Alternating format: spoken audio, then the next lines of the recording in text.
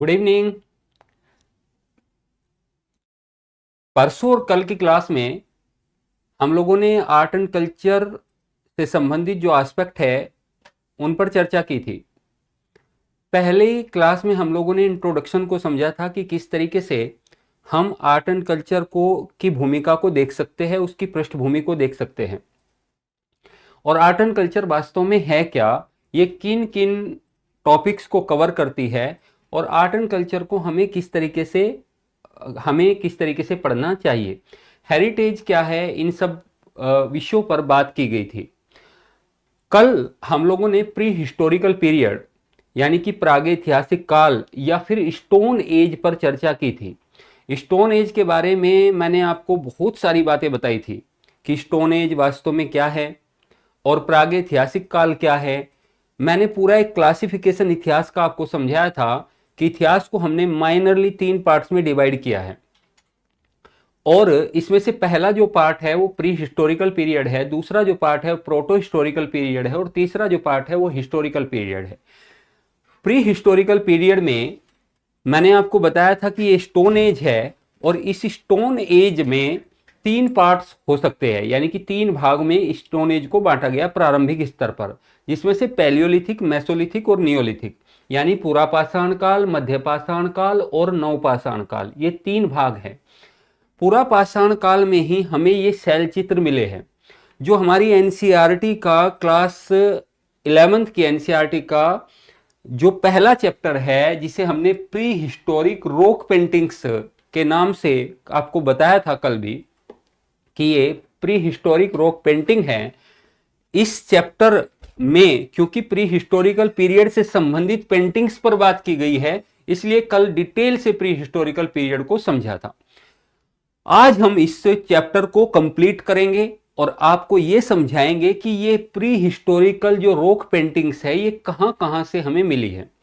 देखिए, pre historical rock paintings की चर्चा यदि हम करें तो कल भी मैंने आपको बताया था कि प्री हिस्टोरिकल रॉक पेंटिंग को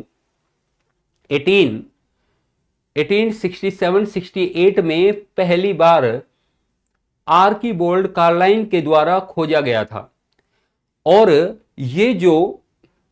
ये जो खोजा गया था इसमें ये बताया गया था कि किस प्रकार के शैलचित्र जो है कहां कहां से मिले हैं।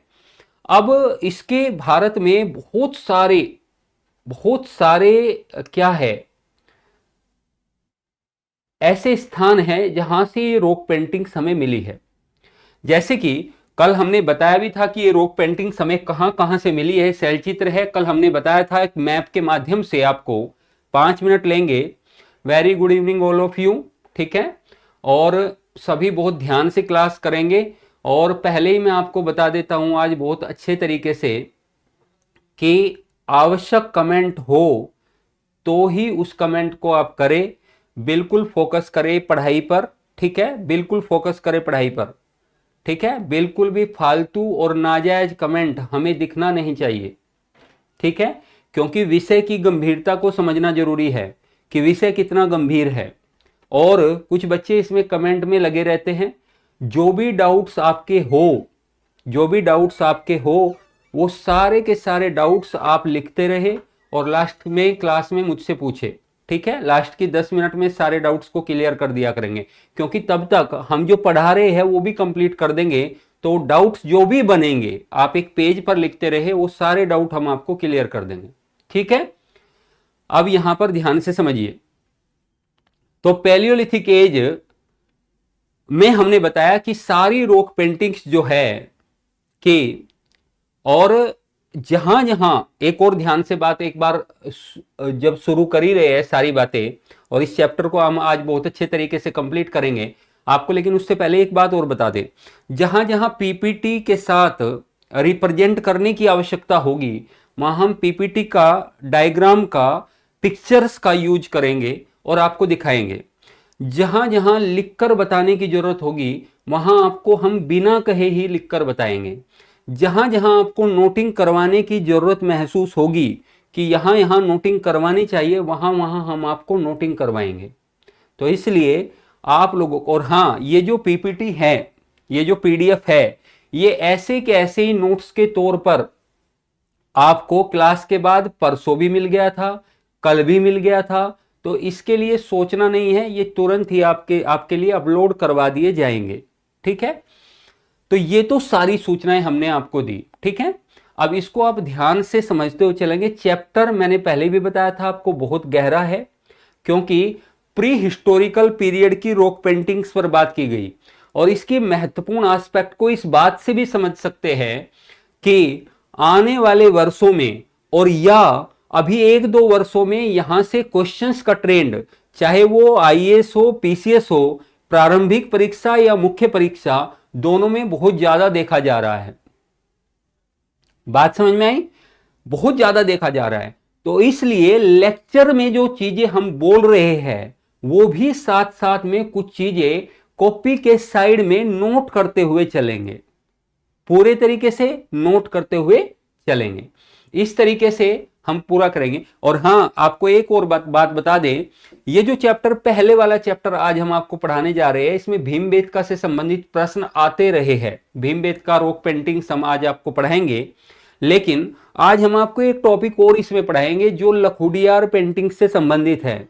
और हम इस बात की आपको गारंटी देते हैं कि आने वाले 1-आध साल में ही, या तो इसी साल या तो अगले साल, आपको लखुडियार से क्वेश्चन दिखेगा, या तो प्रारंभिक परीक्षा में या तो मुख्य परीक्षा में, प्री एग्जामिनेशन या फिर मेंस एग्जामिनेशन में 100% क्वेश्चन दिखेगा लखुडियार से।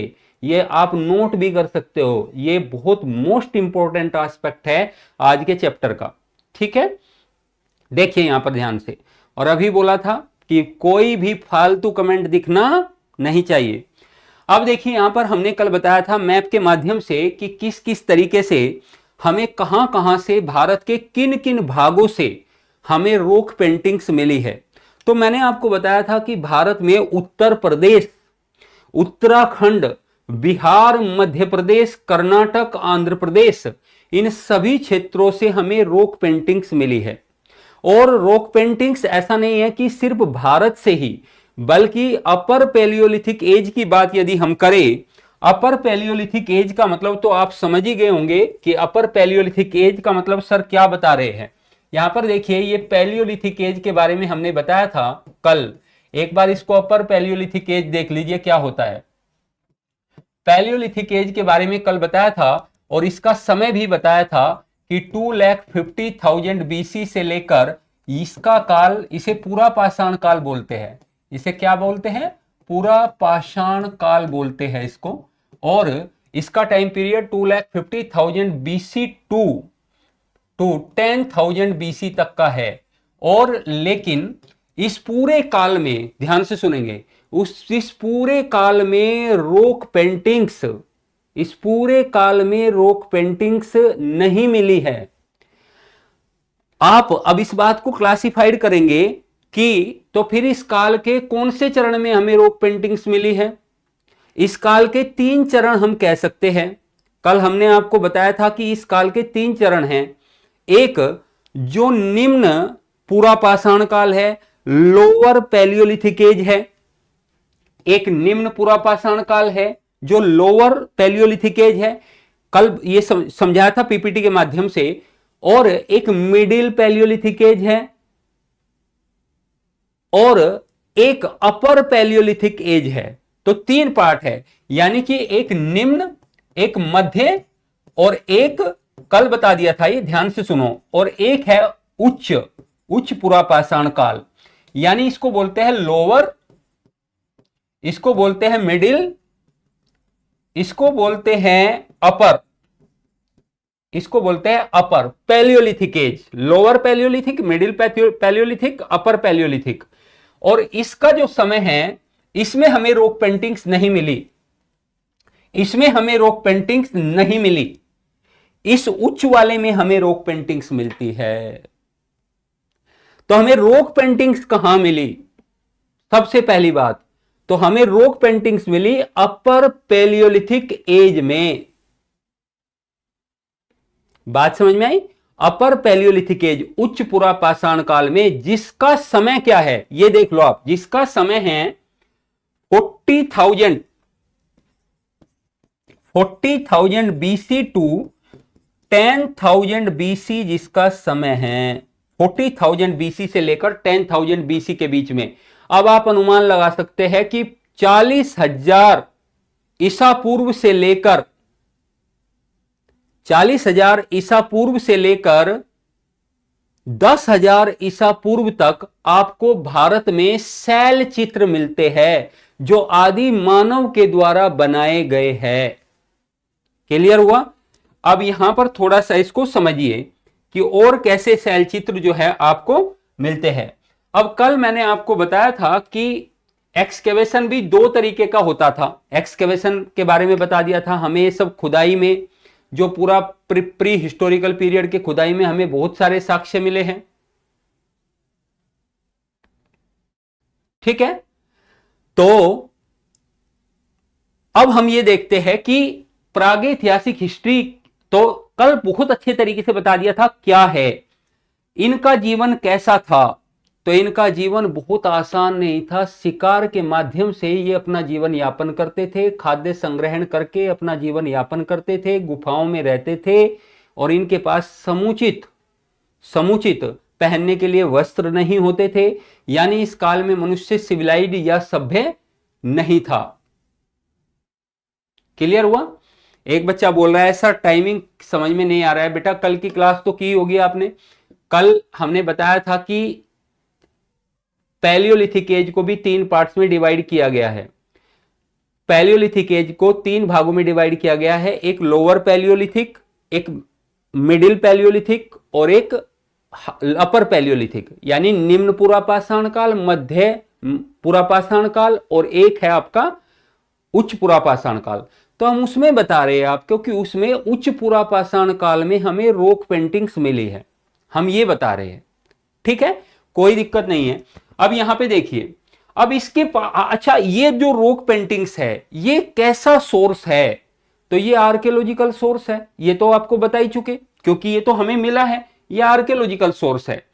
इसके अलावा हमें बताया था कि प्री हिस्टोरिकल पीरियड के हमें कौन कौन से साक्ष्य मिले हैं।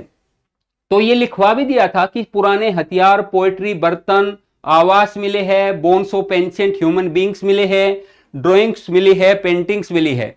यानी कि ये सारी चीजें हमें प्राप्त हुई है, सारी चीजें हमें प्राप्त हुई है। किस काल से? प्री हिस्टोरिकल पीरियड से, जिससे हमें इन मनुष्यों के जीवन यापन या इनके जीवन की जानकारी प्राप्त होती है, इनकी लाइफ स्टाइल की जानकारी प्राप्त होती है। हमें कहां से मिलेगा लाइफ स्टाइल? तो हमें यहां से ही लाइफ स्टाइल के बारे में पता चलेगा। ये सारी चीजें हमें मिली हैं और ये सारी चीजें जो हैं ये सारा हम आपको बता चुके हैं। कब प्रारंभ? तो देखिए ये एक बच्चा पूछ रहा था कि सर टाइम का नहीं पता, तो कब प्रारंभ? तो मैंने अलग से लिखवाया था कि 40,000 BC से 10,000 BC के बीच में ये शैल चित्र प्रारंभ हुए हैं। ये है, और देखिए ध्यान से, ये रॉक पेंटिंग्स है, ये शैल चित्र है। और ये शैल चित्र जो है इसको ध्यान से, इस पेज को बहुत ध्यान से देखते रहिए। ठीक है, ये शैल चित्र बहुत ध्यान से देखते रहिए। और ये सारे शैल चित्र प्री हिस्टोरिकल पीरियड से संबंधित है। और इसमें देखिए हमने कितने अच्छे तरीके से डायग्राम के थ्रू आपको बहुत सारी चीजें बताई कि इन शैल चित्रों का टाइम पीरियड क्या है। सबसे पहले याद हो जाना चाहिए आप लोगों को, हम कई कई बार बता देते हैं, 40,000 से 10,000। और ये संपूर्ण संसार में पाए गए। ये ऐसा नहीं है कि सिर्फ भारत में पाए गए, ये पूरी दुनिया में पाए गए। यहां पर मनुष्य ने, स्पेन वगैरह में भी इनकी खोज हुई, कई देशों में इनकी खोज हुई, वहां पर भी चित्रकारी या शैल चित्र हमें मिले। ठीक है, तो ये सारी चीजें मिली। और इसकी खोज आर्कीबोल्ड कार्लाइल के द्वारा की गई, ये भी हम आपको बता चुके। और सब्जेक्ट ऑफ पेंटिंग्स क्या है, अब इसको समझो। यानी मनुष्य के द्वारा, जो ह्यूमन बींग्स के द्वारा, आदि मानव के द्वारा जो पेंटिंग्स बनाई गई उसके सब्जेक्ट क्या थे?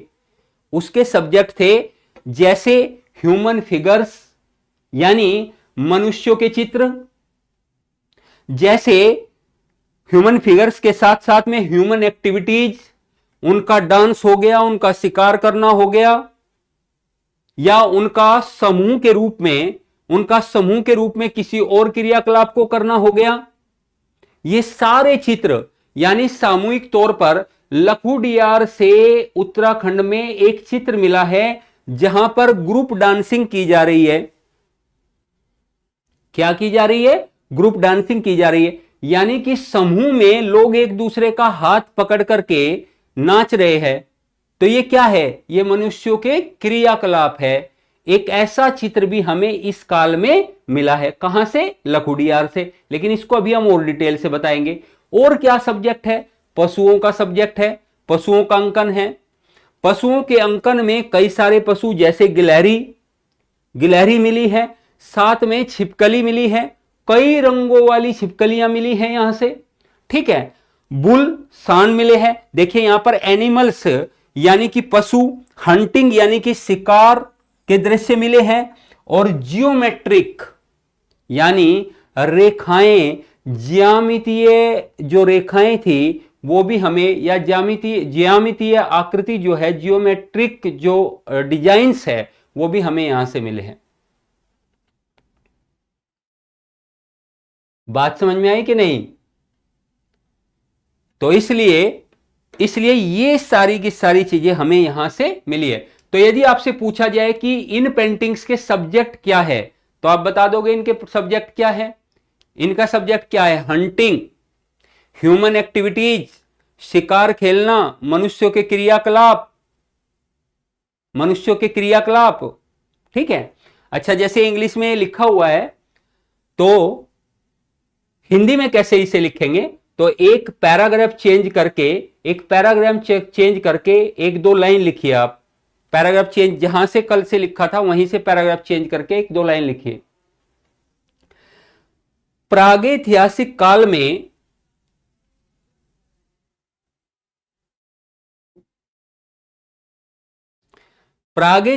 काल में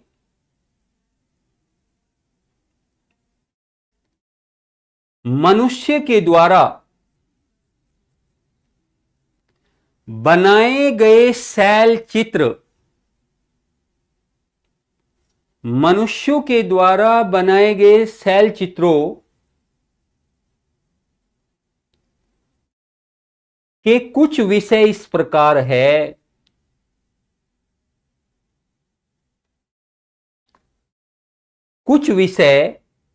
प्रकार है। हाइफन देके नंबर 1, शिकार से संबंधित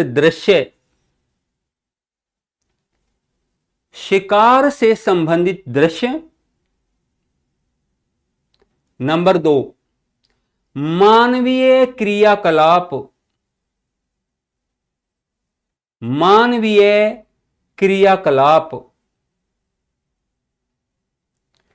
नंबर 3, पशुओं का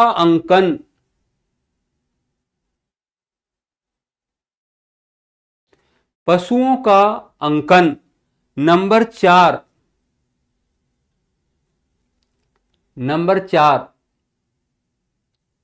ज्यामितीय आकृतियां,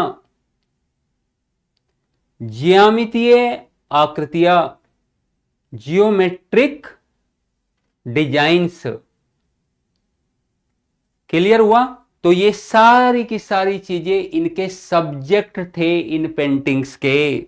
अब थोड़ा सा और आगे देख लेते हैं। भारत में जो मुख्य स्थल मिले हैं वो कल बता दिए थे। मध्य प्रदेश, उत्तर प्रदेश, आंध्र प्रदेश, बिहार, ये सारी चीजें, कर्नाटक, ये सब मिला है। अब हम आपको एक बहुत शानदार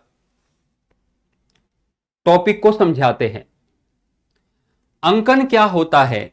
अंकन का होता है मतलब डिपिक्शन का मतलब होता है चित्रांकन, यानी कि चित्र को बनाना, चित्र के रूप में अंकित करना।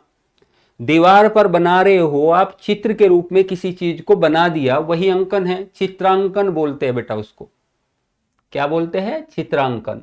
ठीक है। अब यहां पे देखिए, अब उत्तराखंड के अब सबसे महत्वपूर्ण भारतवर्ष में हमें 2 रॉक पेंटिंग्स की चर्चा करनी है। मिली तो बहुत जगह से है, लेकिन एनसीईआरटी के अनुसार 2 ऐसी रॉक पेंटिंग्स है जो सबसे ज्यादा महत्वपूर्ण हैं। क्लियर हुआ? पहला जो रॉक पेंटिंग है वो हमें उत्तराखंड से प्राप्त हुआ है। उत्तराखंड में अल्मोड़ा से 20 किलोमीटर दूर सुयाल नदी के किनारे, कौन सी नदी के किनारे? सुयाल नदी के किनारे। देखिए यहां पे थोड़ा सा एक बार समझा देते हैं। ये मान लीजिए उत्तराखंड है, इसको समझिए। उत्तराखंड से पेंटिंग्स मिली है। उत्तराखंड से क्या मिली है? रॉक पेंटिंग्स मिली है। उत्तराखंड रॉक पेंटिंग्स मिली है। कहां से मिली है? रॉक पेंटिंग्स यानी शैल चित्र मिले हैं यहां से। शैल चित्र मिले हैं अल्मोड़ा से। कहां से मिले हैं? अल्मोड़ा से। अल्मोड़ा से मिले हैं। और अल्मोड़ा से 20 किलोमीटर दूर एक नदी है, एक रिवर है, जिसका नाम है सुयाल रिवर। क्या नाम है? Suyal Suyal river sorry, Suyal river. Suyal नदी के किनारे एक साइट मिली है, एक स्थल मिला है जिसे लखुडियार कहा है। क्या नाम है उसका? लखुडियार। लखुडियार नाम आर्कियोलॉजिस्ट के द्वारा दिया गया है। लखुडियार, ध्यान से सुनिए। लखुडियार कहां से मिला? उत्तराखंड से। लखुडियार कौन सी नदी के किनारे मिला? लखुडियार किस नदी के किनारे मिला? सुयाल नदी के किनारे, उत्तराखंड से। इसमें क्या मिला? इसमें मिली रॉक पेंटिंग्स। क्या मिली इसमें? Rock paintings. लखुडियार का मतलब है, लखुडियार का मतलब है कि 1,00,000 गुफाएं, 1,00,000 गुफाएं। लखुडियार का मतलब है 1,00,000 गुफाएं, ये इसका मतलब है। और यहां से हमें बहुत सारे चित्र मिले हैं। यहां से जो हमें चित्र मिले हैं वो 3 भागों में मिले हैं। रॉक पेंटिंग्स 3 प्रकार के चित्र मुख्य रूप से यहां से मिले हैं। पहला जो टाइप है, 3 प्रकार के चित्र हैं, यहां से देख लेते हैं। जो 3 प्रकार के चित्र है वो कौन कौन से हैं? 3 टाइप्स। पहला, यहां पर ह्यूमन बीइंग यानी मानव के चित्र है। ह्यूमन बीइंग्स यानी मानव के चित्र है, यहां पर मनुष्य के चित्र है। दूसरा, एनिमल्स, एनिमल्स यानी यहां पर पशुओं के चित्र है, पशुओं के चित्र है। और तीसरा, यहां से मिला है हमें geometric, geometric designs, geometric designs यानी ज्यामितीय, ज्यामितीय आपको यहां से आकृतियां मिली है। 3 चीजें मिली हैं यहां से। अब ये सारी आकृतियां हम आपको दिखाएंगे, ठीक है? इसको साथ में आप लिखते हुए चले पूरे तरीके से, ठीक है? अब पीपीटी में हम पूरा कुछ बोलकर आपको लिखवा रहे हैं। ये पीपीटी आपको शानदार तरीके से ऐसे ही मिल जाएगी, एक एक चीज पूरे तरीके से। ये सब नोट करते हुए चले। कितने मतलब कितने बच्चों वाले क्वेश्चन पूछ रहे हो? जो हम बता रहे हैं वो नोट करते हुए जाओगे कि नहीं जाओगे? पहले ये बताओ। जैसे हम साथ साथ बता रहे हैं तो नोट करते हुए चलेंगे कि नहीं चलेंगे? अभी लखुडियार बताया तो नोट कर लेंगे।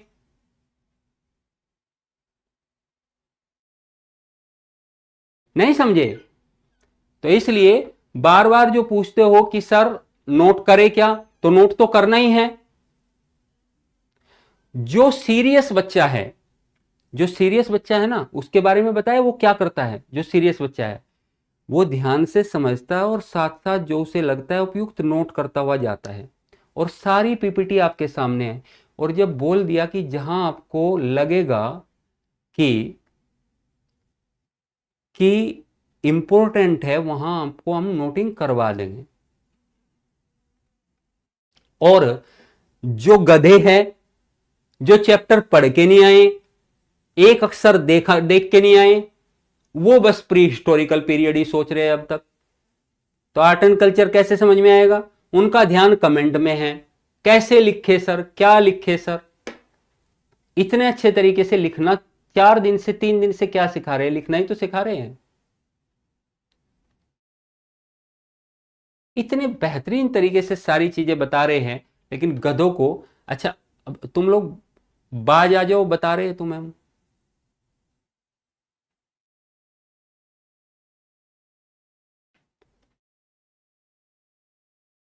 ये देखिए, सीरियस बच्चे बिल्कुल एकदम ठीक तरीके से सारी चीजें लिख रहे हैं। ठीक है, अब देखिए यहां पे, तो यहां पर 3 प्रकार के चित्र मिले हैं। कितने टाइप्स के? 3 टाइप्स। अब ये 3 चित्र कौन कौन से हैं? मानव के चित्र है, लखुडियार से ये 3 प्रकार के चित्र मिले हैं। बार बार बोल रहे हैं, मानव भी यानी ह्यूमन बींग्स, मानव के चित्र, एनिमल्स, पशुओं के चित्र, और जियोमेट्रिक डिजाइन्स यानी ज्यामितीय आकृतियां। यहां से एक चित्र बहुत शानदार मिला है। अब देखो यहां पर एक चित्र बहुत शानदार मिला है। इस पीपीटी में भी यहां पर दिखाया है। ह्यूमन बींग्स, 3 टाइप के चित्र है, देखो यहां पे, ह्यूमन बींग्स, एनिमल्स और जियोमेट्रिक ड्राइंग्स। और यहां पर ये लखुडियार सेल चित्र है, ध्यान से देखो, ये लखुडियार सेल चित्र है। ये आपको दिख रहा होगा, आपकी स्क्रीन पर एक ग्रुप डांसिंग का डिपिक्शन किया गया है।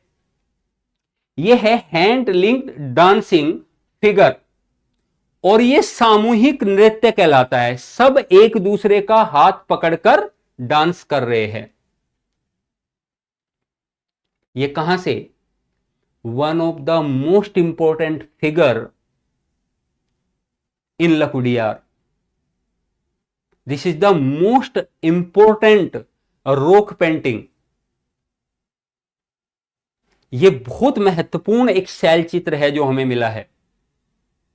ऐसे शैल चित्र हमें भीमबेटका से भी मिले हैं, जहां ग्रुप डांसिंग के फोटो है, लेकिन लखुडियार से मिला है। और मैं लखुडियार के बारे में आपको ध्यान से ये बता रहा हूं कि लखुडियार से आपको क्वेश्चन आने वाले पेपर में जरूर मिलेगा कहीं ना कहीं, और आप याद करोगे कि सर ने कहा था कि लखुडियार से क्वेश्चन आया है।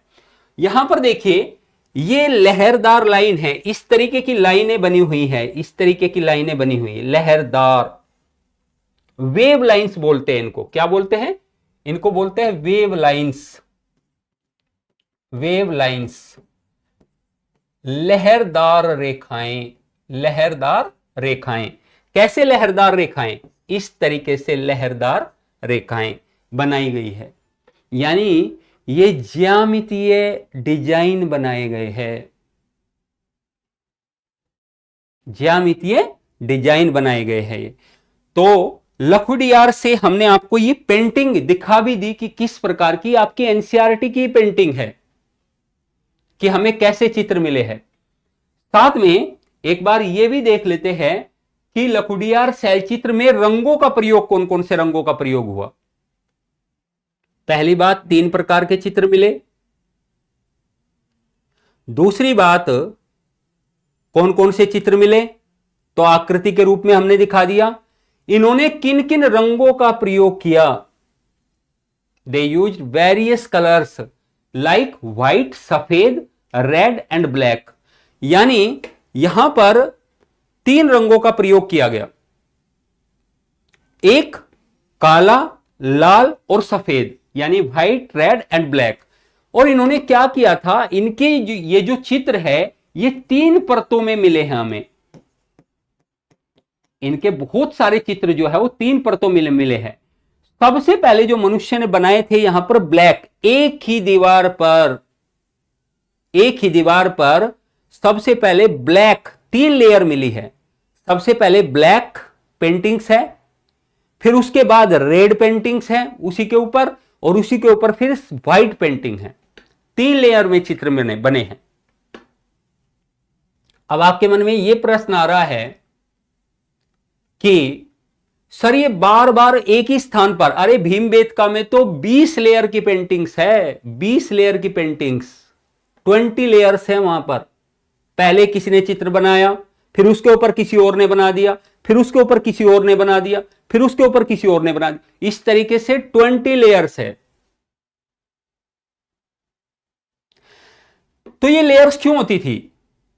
हां, एक बच्चे ने पूछा है कि सर इसका रीजन क्या था। इसका रीजन ये था बेटा कि उसे, मनुष्य को दो रीजन हो सकते हैं इसके। एक, उसे अपनी चित्रकारी की हुई पसंद ना आई हो और उस पर उसने दूसरी चित्रकारी कर दी हो, और दूसरा, एक काल के बाद दूसरे काल में, एक काल के बाद दूसरे काल में जब हम जाएंगे तो कोई दूसरा व्यक्ति उसी के ऊपर अपनी पेंटिंग बना देगा।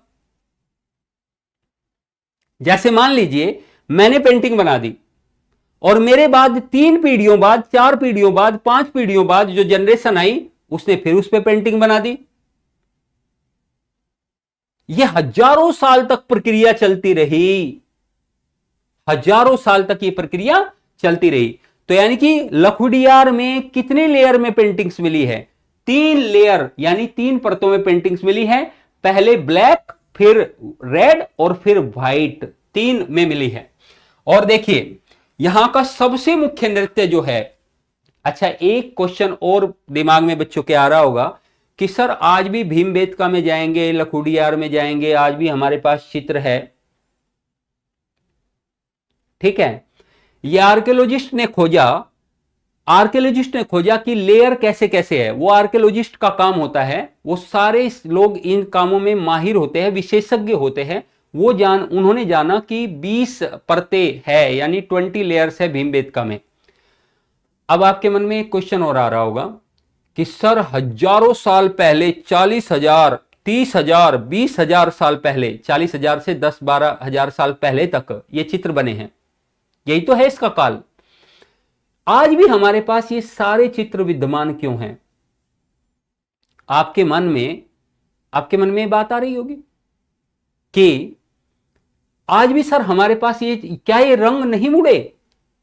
अभी तो आप किसी दीवार पर रंग कर दो और बारिश और हवा, आंधी, इन सब के कारण बहुत जल्दी कलर फेड हो जाएगा और धीरे धीरे वह कलर खत्म हो जाएगा। धीरे धीरे आपको सीमेंट या फिर जो दूसरा आपका था मटेरियल वो आपको दिखने लगेगा। बात समझ में आया? लेकिन आपके दिमाग में यह है हजारों साल तक पानी, हवा, इन सब में रहते हुए भी ये कलर सुरक्षित कैसे रह गए? पहली बात तो आपके मन में यह भी क्वेश्चन होगा कि सर ये कलर बनते कैसे थे? तो मिनरल्स से, यानी कि जो खनिज पदार्थ होते हैं उनसे ये बनते थे। जैसे एक उदाहरण के तौर पर लाल के रूप में आपने सुना होगा, लाल और सफेद के रूप में आपने खड़िया के बारे में सुना होगा, सेल खड़ी के बारे में सुना होगा, चूना पत्थर के बारे में सुना होगा आपने, उससे सफेद रंग तैयार हो जाता था। जैसे आपने गेरू के बारे में सुना होगा, गेरू होता था पहले गांव में जब कच्चे मकान होते थे और मिट्टी से लेपे जाते थे, वो मकान मिट्टी से लेपे जाते थे, तो उसमें हम लाल पल लाने के लिए गेरू डालते थे। वो गेरू का ही प्रयोग होता था, खनिजों का प्रयोग होता था। अब आप कहोगे सर ये इतने लंबे समय तक कैसे? पहली बात, इनके जो मिनरल्स थे वो नेचुरल्स थे, उनकी लाइफ ज्यादा थी। और दूसरी बात ध्यान से सुनना, जो पत्थरों की दीवारें हैं उस पर ऑक्साइड के कारण भी, ऑक्साइड से जब रासायनिक रंगों की प्रतिक्रिया होती है, रिएक्शन होता है दोनों का, और दोनों साथ में मिलते हैं तो इसकी एज बढ़ जाती है। तो ऑक्साइड दीवार पर होने के कारण रंगों की एज बहुत ज्यादा बढ़ गई और आज भी हमारे पास ये रंग हालांकि फेड हो चुके हैं, बट ये रंग आज भी मौजूद है हमारे पास। आज भी आप भीमबेटका जाओगे, लखुडियार जाओगे, आज भी आपको चित्रकारी मिलेगी। आदि मानव जिनको आप कहते हो, या आप उस काल के प्री हिस्टोरिकल पीरियड में जो मनुष्य रहता था उसके चित्र आपको आज भी दिखाई दे जाएंगे। उसका कारण समझ में आया? ये बहुत सारी चीजें आपको ऐसी है जो हम आपको ऐड कर करके बता रहे हैं। तो रंग 3 प्रकार के यूज करते थे लखुडियार में, और 3 परतों में इसके चित्र हमें देखने को यहां पर मिले हैं। There are 3 layers in Lakhudiyar. ठीक है, there are 3 layers of rock paintings in Lakhudiyar.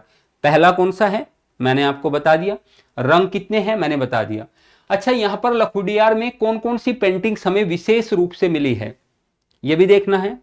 जो इंपॉर्टेंट पेंटिंग्स है वो हमें कौन कौन सी मिली है लखुडियार से। अब ध्यान से सुनना। तो देखो, ये क्वेश्चन पूछा भी जा सकता है कि कौन कौन सी पेंटिंग हमें मिली है। हाँ बिल्कुल, स्क्रीन देख लीजिए आप। तो ये अदर पेंटिंग्स है। एक तो जैसे group dancing, most important painting मिली है, रॉक पेंटिंग मिली है, ग्रुप डांसिंग, वो तो है ही, उसमें कोई दिक्कत नहीं है। इसके अलावा एनिमल्स मिले हैं, फोक्स, लोमड़ी और रेक्टेंगुलर फील्ड, आयताकार मैदान मिला है, ग्रुप्स ऑफ डॉट्स, ज्यामितीय आकृति मिली है, और वेव लाइंस। वेवी लाइंस का मतलब है लहरदार जो रेखाएं हैं, जो अभी हमने खींच के आपको बताई है, इस तरीके की रेखाएं, ज्यामिति भी मिली है। लोमड़ी मिली है, छिपकली मिली है, बुल मिला है यहां से, और यहां से ग्रुप ऑफ डांसिंग मिला है, यानी कि ग्रुप में लोग डांस कर रहे थे, सामूहिक रूप से नृत्य कर रहे थे। ठीक है, ये सारी चीजें हमें यहां से मिली है। एक बच्चा देखो अभी पूछ रहा है सर लखुडियार कहां है। लखुडियार बेटा उत्तराखंड के अल्मोड़ा से 20 किलोमीटर दूर एक जगह है लखुडियार। नोट कर ले इसको कॉपी में। आपको आने वाले सालों में यदि यूपीएससी में क्वेश्चन या पीएससी में क्वेश्चन ना दिखा तो आप बोल देना कि सर नहीं दिखा। उस समय यदि कोई बड़ा मठाधीश कोई आपके आसपास रहता होगा, वो दे के आएगा पेपर, तो आप बता दोगे कि लखुडियार समझ में नहीं आया, लखुडियार कहाँ है और लखुडियार का क्या इंपॉर्टेंस है। आप तुरंत बता दोगे लखुडियार यहाँ है और इसका ये इंपॉर्टेंस है कि यहाँ पर हमारे पास प्रागैतिहासिक काल के शैल चित्र मौजूद है। यहाँ पर पहली बार यहाँ से ग्रुप डांसिंग का फोटो पिक्चर मिली है, यानी सॉरी चित्र मिली है, ड्राइंग मिली है पहली बार। क्लियर हुआ? अब यहाँ पर देखो बहुत सारे चित्र है, तो आप इसमें अब बताओ इसमें लिखवाने की क्या जरूरत है। सीधा हेडिंग लखुडियार शैल चित्र और अदर पेंटिंग्स लिखी हुई है कि नहीं लिखी हुई है। हिंदी और इंग्लिश में बहुत शानदार तरीके से लिखी हुई है कि नहीं लिखी हुई है, लिखी हुई है कि नहीं। तो इसको अब अलग से बोलकर टाइम वेस्ट करवा के समझा देंगे तो बहुत अच्छे तरीके से आपको हो जाएगा। अच्छा, अब एक बात बताओ, ये देखिए क्या लिखा हुआ है, these caves have becomes historically significant sites. यानी ये जो लखुडियार साइट है ये ऐतिहासिक रूप से बेहद सिग्निफिकेंट है, बेहद महत्वपूर्ण है। क्या पता चला, मनुष्य ने इस क्षेत्र में भी देखो क्या क्या महत्व हो सकता है, क्या क्या महत्व हो सकता है। पहली बात, लखुडियार के लोगों को रंगों का ज्ञान था। दूसरी बात, लखुडियार के लोग सामूहिक नृत्य करना जानते थे। नंबर 3, लखुडियार के लोग पशुओं से ज्यादा पशुओं से परिचित थे। वो कई रंगों की छिपकलियों को जानते थे, गिलहरी को जानते थे। ऐसा है कि नहीं। नंबर 4, मिनरल्स यानी कि वो खनिज पदार्थों से और कलर यानी कि रंगों से भली भांति परिचित थे और कई तरीके से चित्र बनाना जानते थे। तो ये बहुत शानदार तरीके से है। लखुडियार में कौन कौन से सिग्निफिकेंट साइट थे, तो बेटा मैंने आपको सिग्निफिकेंट साइट तो एक ही है लखुडियार, एक ही लखुडियार साइट है भाई। वहां पर 1 लाख गुफाएं यानी कि बहुत सारी गुफाएं हैं। हम सबके बारे में कॉमन रूप से आपको बता रहे हैं कि लखुडियार से जो हमें मिला है वो हमने कॉमन रूप से बताया। लास्ट में इसका महत्व भी बता दिया।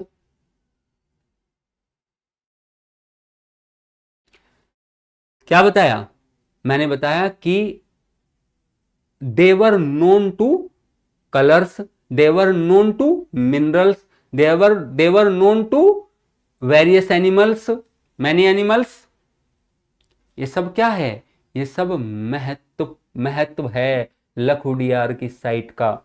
लखुडियार की साइट को आप भूलना नहीं, हम बार बार आपको बता रहे हैं। लखुडियार क्लियर है तो यस बोलो कि लखुडियार बिल्कुल क्लियर हो गया।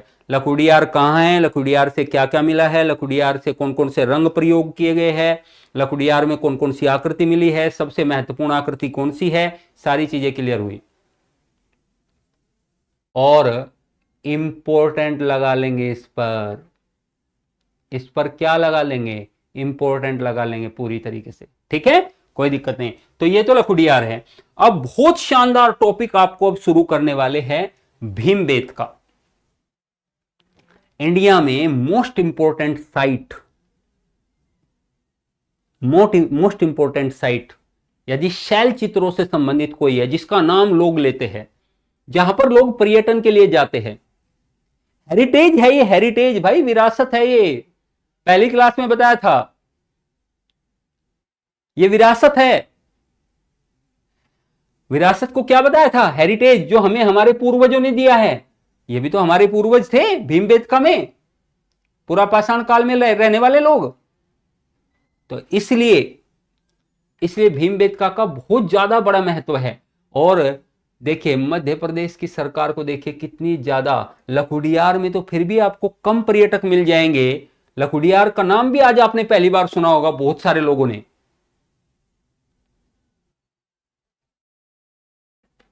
बहुत सारे लोगों ने लखुडियार का नाम आज आपने पहली बार सुना होगा, बहुत सारे लोगों ने, ठीक है। लेकिन भीमबेटका का नाम बहुत लोगों ने सुना होगा। मैंने बताया ना, प्रोमिनेंट साइट है प्री हिस्टोरिकल रॉक पेंटिंग्स की भीमबेटका। और मध्य प्रदेश सरकार, देखो सरकारों में भी इस तरीके से अंतर होता है, गवर्नमेंट्स भी कैसे अंतर दिखाते हैं उसको भी समझ लो एक बार।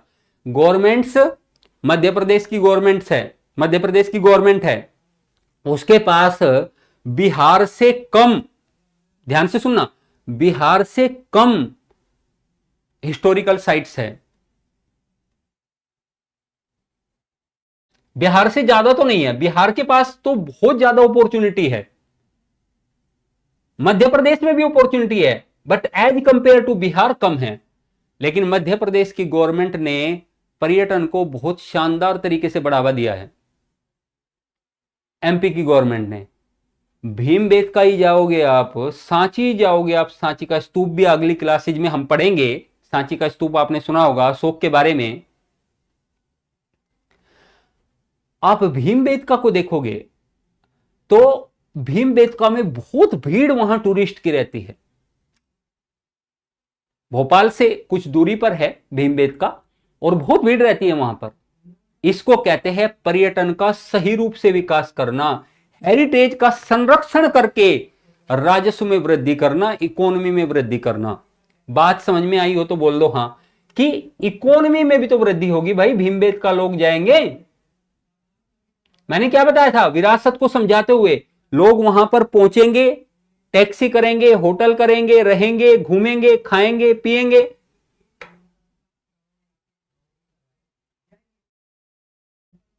तो ये क्या स्थिति होगी, निश्चित तौर पर इंसान जो है, यानी कि वहां की इकोनॉमी में वृद्धि होगी।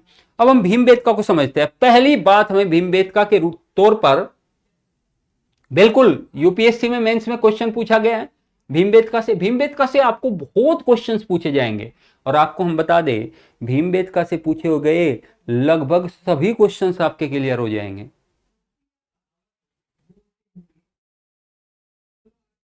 क्लियर हुआ, सभी क्वेश्चंस इसे पढ़ने के बाद क्लियर होंगे। पहला क्वेश्चन आपसे मेरा, भीमबेटका कहां है, मध्य प्रदेश। मध्य प्रदेश में भीमबेटका क्या है, प्री हिस्टोरिकल साइट, यानी प्रागे ऐतिहासिक स्थल है भीमबेटका।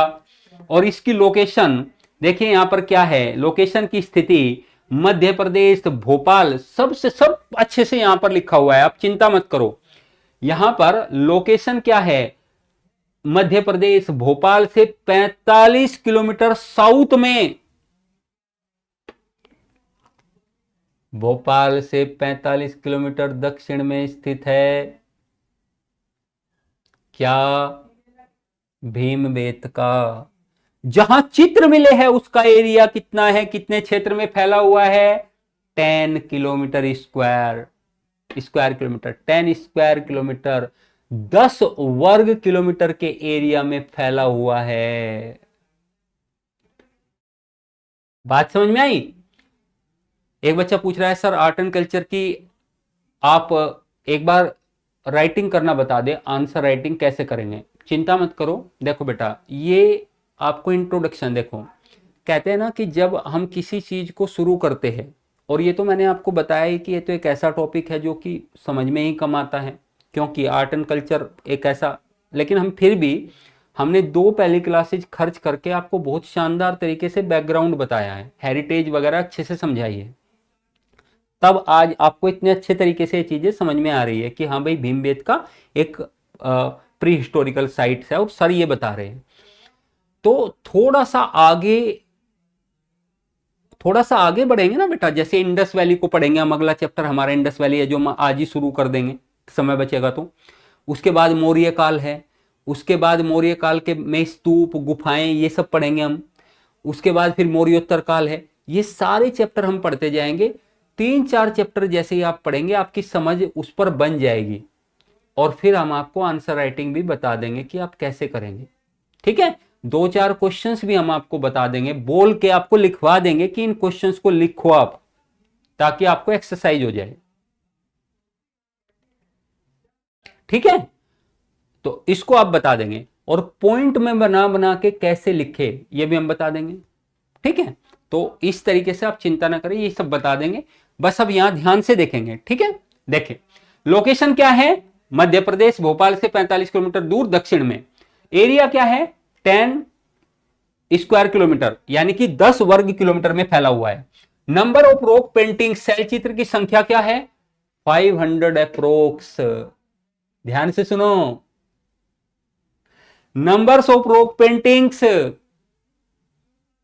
500 अप्रोक्स, 500 के लगभग रॉक पेंटिंग्स यहां से मिली है हमें भीमबेटका से, जो पत्थरों, दीवारों पर, गुफाओं की दीवारों पर प्री हिस्टोरिकल पीरियड में मनुष्य के द्वारा बनाई गई है। ऐसी 500 के लगभग चित्र हमें यहां से क्या हुए हैं, मिले हैं, जो बड़ी संख्या में हैं।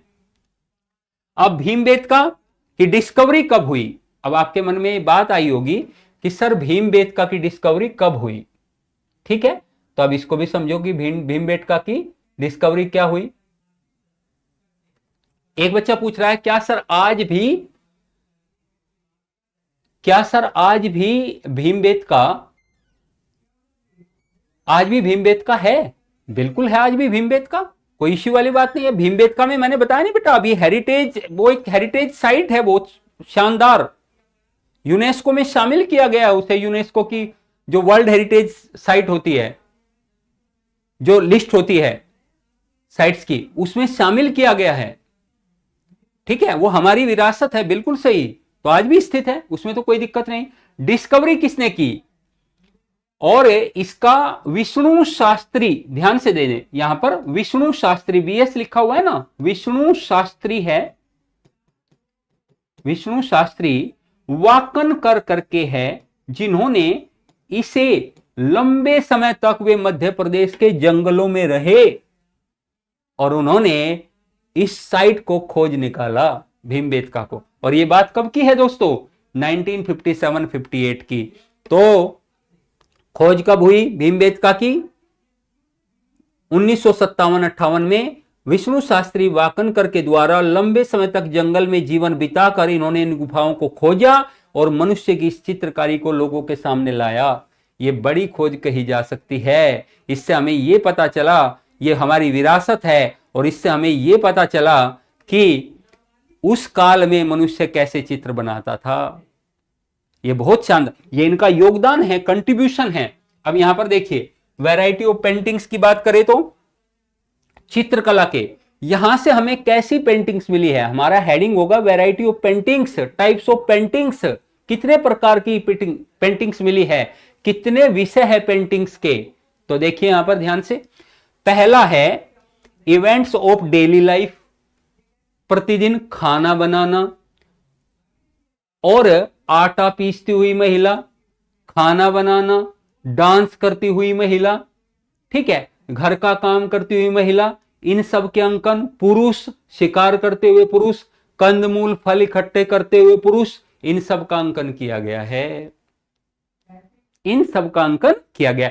तो दिन प्रतिदिन की लाइफ का अंकन किया गया है, पहली बात। दूसरी बात, हंटिंग, शिकार के दृश्यों का। और यहां से एक चित्र मिला है, ध्यान से सुन लो आप लोग, यहां से एक चित्र मिला है, एक रॉक पेंटिंग मिला है जो आपको शिकार के दृश्य के बारे में बताता है कि एक शिकार का बहुत शानदार दृश्य जो समूह के तौर पर लोग शिकार कर रहे हैं। क्लियर हुआ? जो किसमें शिकार कर रहे हैं? समूह में शिकार कर रहे हैं। एक भैंसे को उन्होंने मार गिराया है, कुछ लोग आसपास घायल पड़े हुए हैं और कुछ लोग ऐसे करके चारों तरफ भैंसे के फैले हुए हैं। निश्चित तौर पर लोग समूह में शिकार करते होंगे उस काल में, क्योंकि जो बड़े बड़े जंगली जानवर है उनके साथ लड़ने में और उनका सामना करने में अकेले अकेले व्यक्ति को कठिनाई होती होगी एक जानवर को वश में करने के लिए। अतः सामूहिक तौर पर शिकार की परंपरा रही होगी और वही चीज उन्होंने दीवारों पर अभिव्यक्त कर दी कि देखो सामूहिक तौर पर क्या किया जाता है, शिकार किया जाता है। बात समझ में आई कि नहीं आई? और डांसिंग नृत्य का दृश्य है, म्यूजिक संगीत का दृश्य है, हॉर्स घोड़े का दृश्य है, और हां लखुड़ियार की भांति ही यहां से भी ग्रुप डांसिंग सामूहिक नृत्य का चित्रांकन मिला है। यहां से भी एक शैल चित्र मिला है। शैल चित्र का मतलब बार बार बता रहे, दीवार पर, पत्थर की दीवार पर बनाया गया चित्र ही शैल चित्र कहलाता है। और एलिफेंट हाथी मिला है, और आपको चीता मिला है, बाघ मिला है, लोमड़ी मिली है, और आपको छिपकली मिली है कई रंगों की। तो कुल मिलाकर संगीत में बेटा दो चीजें शामिल होती है, एक म्यूजिक में एक गायन होता है और एक नृत्य होता है। ध्यान से सुने बेटा, आज एक नृत्य होता है, एक गायन होता है। तो नृत्य की चीजें यहां पर मिली है। गायन तो बेटा अमूर्त है, गायन का तो कैसे कोई उसको वो कर देगा, विरासत समझाई थी ना। फिर अब एक एक तुम पहले वाली क्लास में, दूसरी वाली क्लास में जिस दिन भी जो बताया है, एक एक चीज रिलेवेंट बताई है तुम्हें। बात समझ में आई? तो इसलिए बेटा वहां पर भी कम से कम 300 350 पेंटिंग्स मिली है, लखुड़ियार में भी। क्लियर हुआ?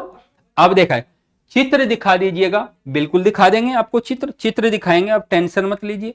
अब देखो ये चित्र आपके सामने आ गया, चित्र देख लीजिए।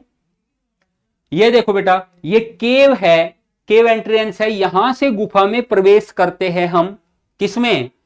भीमबेटका की गुफा में जाकर प्रवेश करते हैं यहां से। और भीमबेटका की गुफा में प्रवेश करने के बाद ये देखिए यहां पे एलिफेंट्स हंटिंग है, हंटिंग का दृश्य है, एलिफेंट का दृश्य आपको दिखाई दे रहा है। यहां पर देखिए ये सारा का सारा दृश्य दिखाई दे रहा है। क्लियर हुआ? तो ये आपको चित्र इस तरीके से एनसीईआरटी में देखने को मिलेंगे। और पेंटिंग्स हम आपको दिखा देते हैं कि किस तरीके के पेंटिंग्स यहां से मिली है। ओनली वन एनिमल, देखिए एक एनिमल की आकृति यहां पर आपको दिख रही होगी। ये आकृति जो है पूरे तरीके से, ये आकृति जो है, ये एनिमल की आकृति जो है दिखाई गई है। और यहां पर ओनली वन एनिमल है, कहीं कहीं बहुत सारे एनिमल एक साथ दिखाए गए हैं। और ये देखिए यहां पे human being hunted by beast, यानी कि मनुष्य जो है यहां पर शिकार करते हुए दिखाया गया है। ये सारी आकृतियां आपके सामने हैं। अब एक ध्यान से सुनिए, अब आपके मन में ये आ गया, अब आपके मन में ये आया होगा कि सर क्या इन गुफाओं को भी क्लासिफाइड किया जाता है? आपको आज एक बात बताते हैं बहुत शानदार तरीके से, ध्यान से सुनिएगा। देखिए ये मान लीजिए भीमबेटका है, समझते जाइए। ये मान लीजिए भीमबेटका है। भीमबेटका में जो गुफाएं हैं और गुफाओं में जो चित्र मिले हैं वो भारी संख्या में मिले हैं। लेकिन एक बात बताओ, भीमबेटका में आश्चर्य की बात यह है कि इसमें 5 कालों के चित्र प्राप्त हुए हमें। वैसे तो 7 काल कहे जाते हैं, लेकिन मोटे तौर पर हम क्लासिफिकेशन करें तो 5 कालों के चित्र मिले हमें। इसको बहुत ध्यान से समझने की चीज है ये, ठीक है, इसमें बहुत ध्यान से समझने की चीज है। तो अब इसमें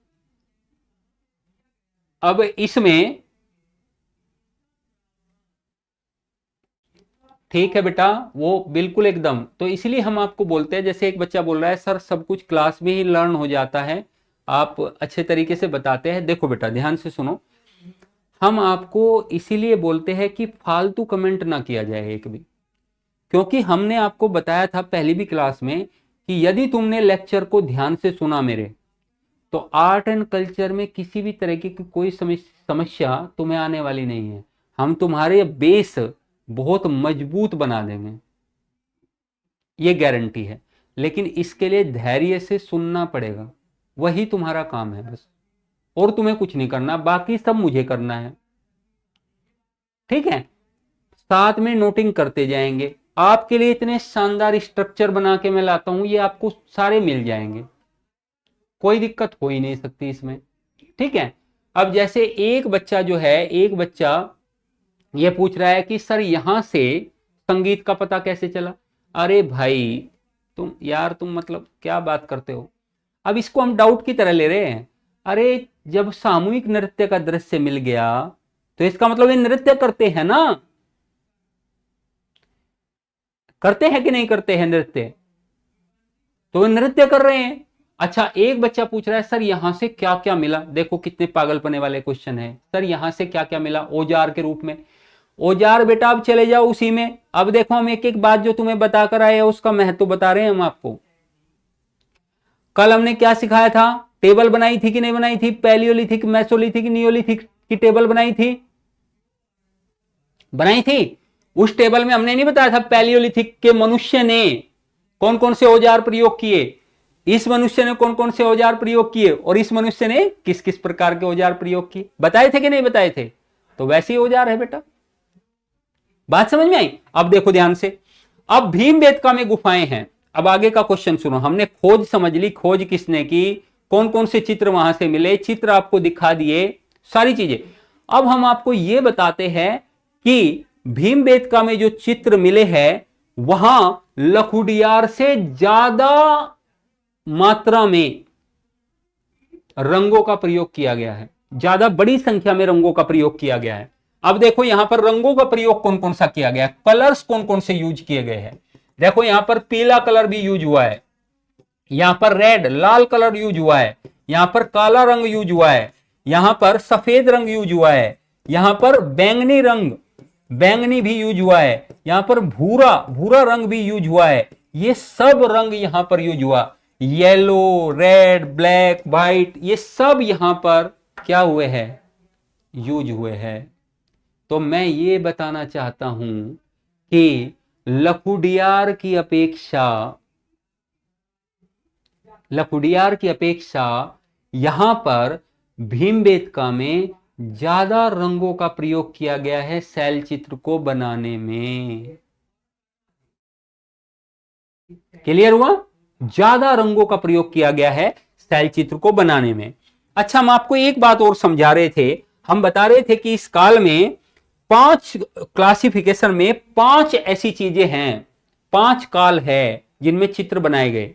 अब आप कहोगे सर 5 काल कैसे है, तो इसको 2 मिनट के लिए बहुत ध्यान से समझिएगा, यहीं पे समझा देते हैं। जैसे मान लीजिए पहला चित्र बना पूरा पाषाण काल में,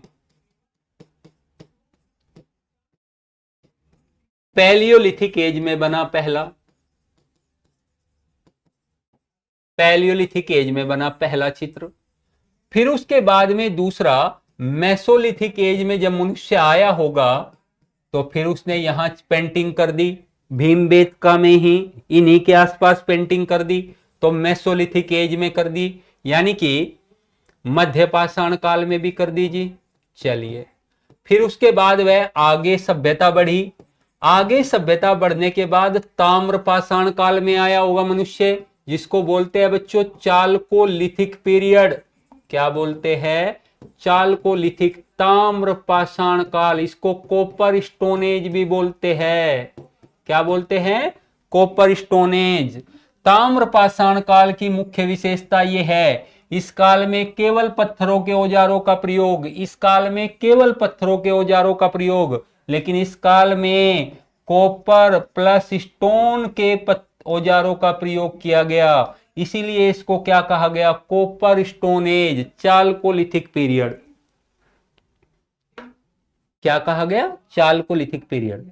तो जब मनुष्य इस काल में आया तो इस काल में भी भीमबेटका में पेंटिंग मिली जी। फिर उसके बाद मनुष्य फिर अगले काल में बढ़ा, उस काल में भी मिलेगी पेंटिंग। अब जैसे एक और बता देते हैं आपको, उससे आगे ही बताएंगे, जहां पर बताया था जहां तक पैलियोलिथिक मेसोलिथिक के बाद में, या तो फिर उसी पे बता देते हैं। इसी के नीचे देख लेते हैं, यहां से आ जाते हैं। ताम्र पाषाण काल के बाद ऐतिहासिक काल में मनुष्य आया। ऐतिहासिक काल यानी कि हिस्टोरिकल पीरियड, मगध वाले काल में हिस्टोरिकल पीरियड में आया, हिस्टोरिकल पीरियड में आया। और ऐतिहासिक काल में आकर उसने फिर यहां पर चित्र बनाए।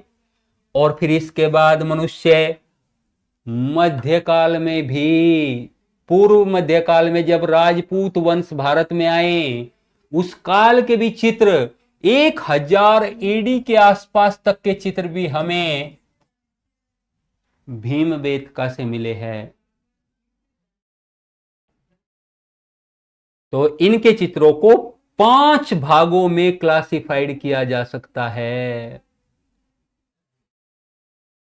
एक बार और कह रहा है एक बच्चा, बेटा भीमबेटका की रॉक पेंटिंग्स को 5 कालों में विभाजित किया जाता है। वैसे तो 7 काल, लेकिन मोटे का तौर पर 5 कालों में। एक पैलियोलिथिक एज में, दूसरा मेसोलिथिक एज में भी यहां पर चित्र बने जब मेसोलिथिक पीरियड आया। फिर ताम्र पाषाण काल आया, उसमें भी यहां पर चित्र बने। फिर हिस्टोरिकल पीरियड आया, उसमें भी यहां चित्र बने। और फिर क्या आया? फिर हिस्टोरिकल पीरियड के प्री मेडिवल पीरियड आया, उसमें भी यहां चित्र बने। इसको कहते हैं पूर्व मध्यकाल। आपने पढ़ा होगा इसे किसमें? आपने इसको पढ़ा होगा हिस्ट्री में। पूर्व मध्यकाल में भी 5 पीरियड में। अब इसको देखो, हमने बहुत शानदार डायग्राम से समझाया हुआ है। 5 फेजेज, 5 चरण। अब इसको लिखने के लिए आपको बहुत शानदार तरीके से है, कितने चरण में? 5 चरण में क्लासिफाइड किया गया। अब ये 5 चरण कौन कौन से हैं? अर्ली हिस्टोरिकल एज, पूर्व ऐतिहासिक काल में सबसे पहले। ठीक है, इसको नहीं, इसको शुरू से समझिए। 5 फेज, 5 चरण। पहला है अपर पैलियोलिथिक पीरियड। अपर पैलियोलिथिक पीरियड में क्या क्या विशेषताएं रही, एक बार ये देखो। अब तो हमने बता दिया ना, लेकिन हम ये भी तो देखोगे ना कि पैलियोलिथिक पीरियड में कैसे चित्र बने हुए थे, वहां अलग होंगे। मेसोलिथिक पीरियड में कैसे बनाए मनुष्य ने, फिर उसके बाद इस हिस्टोरिकल पीरियड में कैसे बनाए, चालकोलिथिक काल में कैसे बनाए, सब में डिफरेंस होगा थोड़ा थोड़ा सा? बिल्कुल होगा, क्योंकि भाई हजारों साल का अंतर आ जाता था ना। जब अंतर आ जाता था तो बहुत सारी चीजें बदल जाती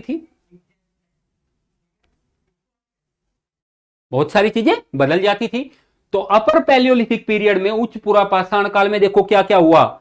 विशाल जानवरों की प्रतिमाएं बनाई गई, शैल चित्र बनाए गए, विशाल जानवरों के शैल चित्र बनाए गए।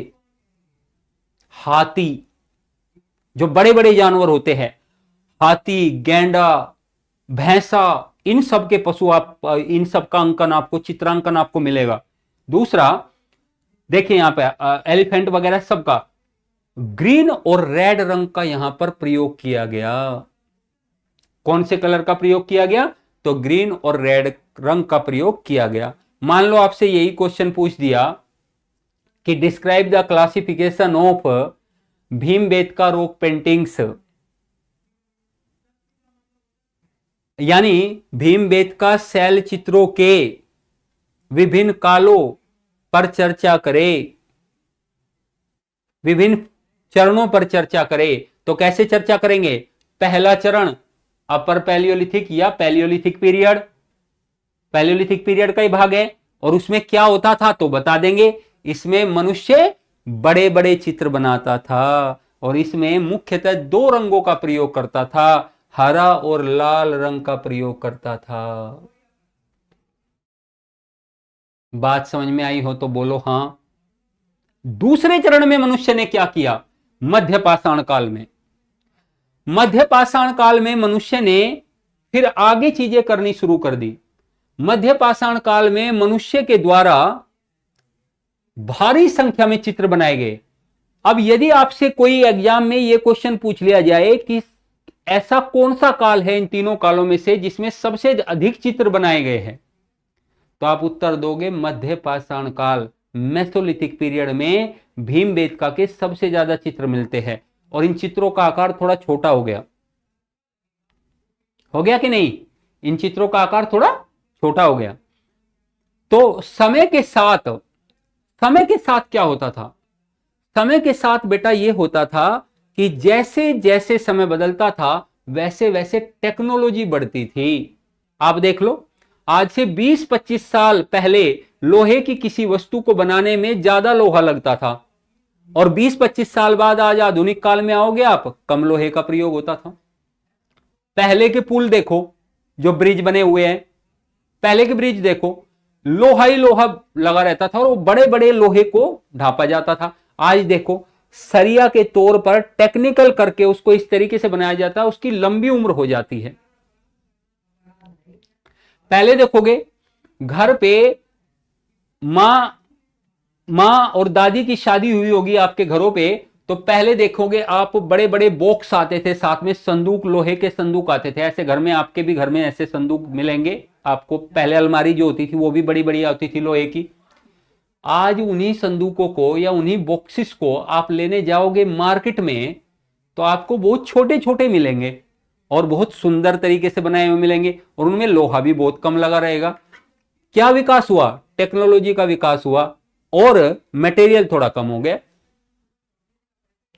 तो मनुष्य जैसे जैसे विकसित होता जाता है ना, वैसे वैसे टेक्निकल होता जाता है। जैसे अभी हम क्या हो रहे हैं? टेक्निकल हो रहे हैं। आज से 30 साल पहले हम बहुत टेक्निकल नहीं थे। 30 साल पहले हमारे पास ये जीव जंतु नहीं था।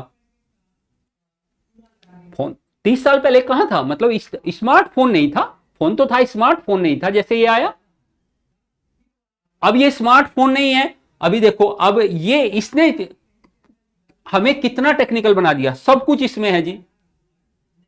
अलार्म इसमें है, वॉच इसमें है, कैलकुलेटर इसमें है और इसमें सबसे बड़ी बात तो है, इसमें गूगल बाबा है। गूगल बाबा,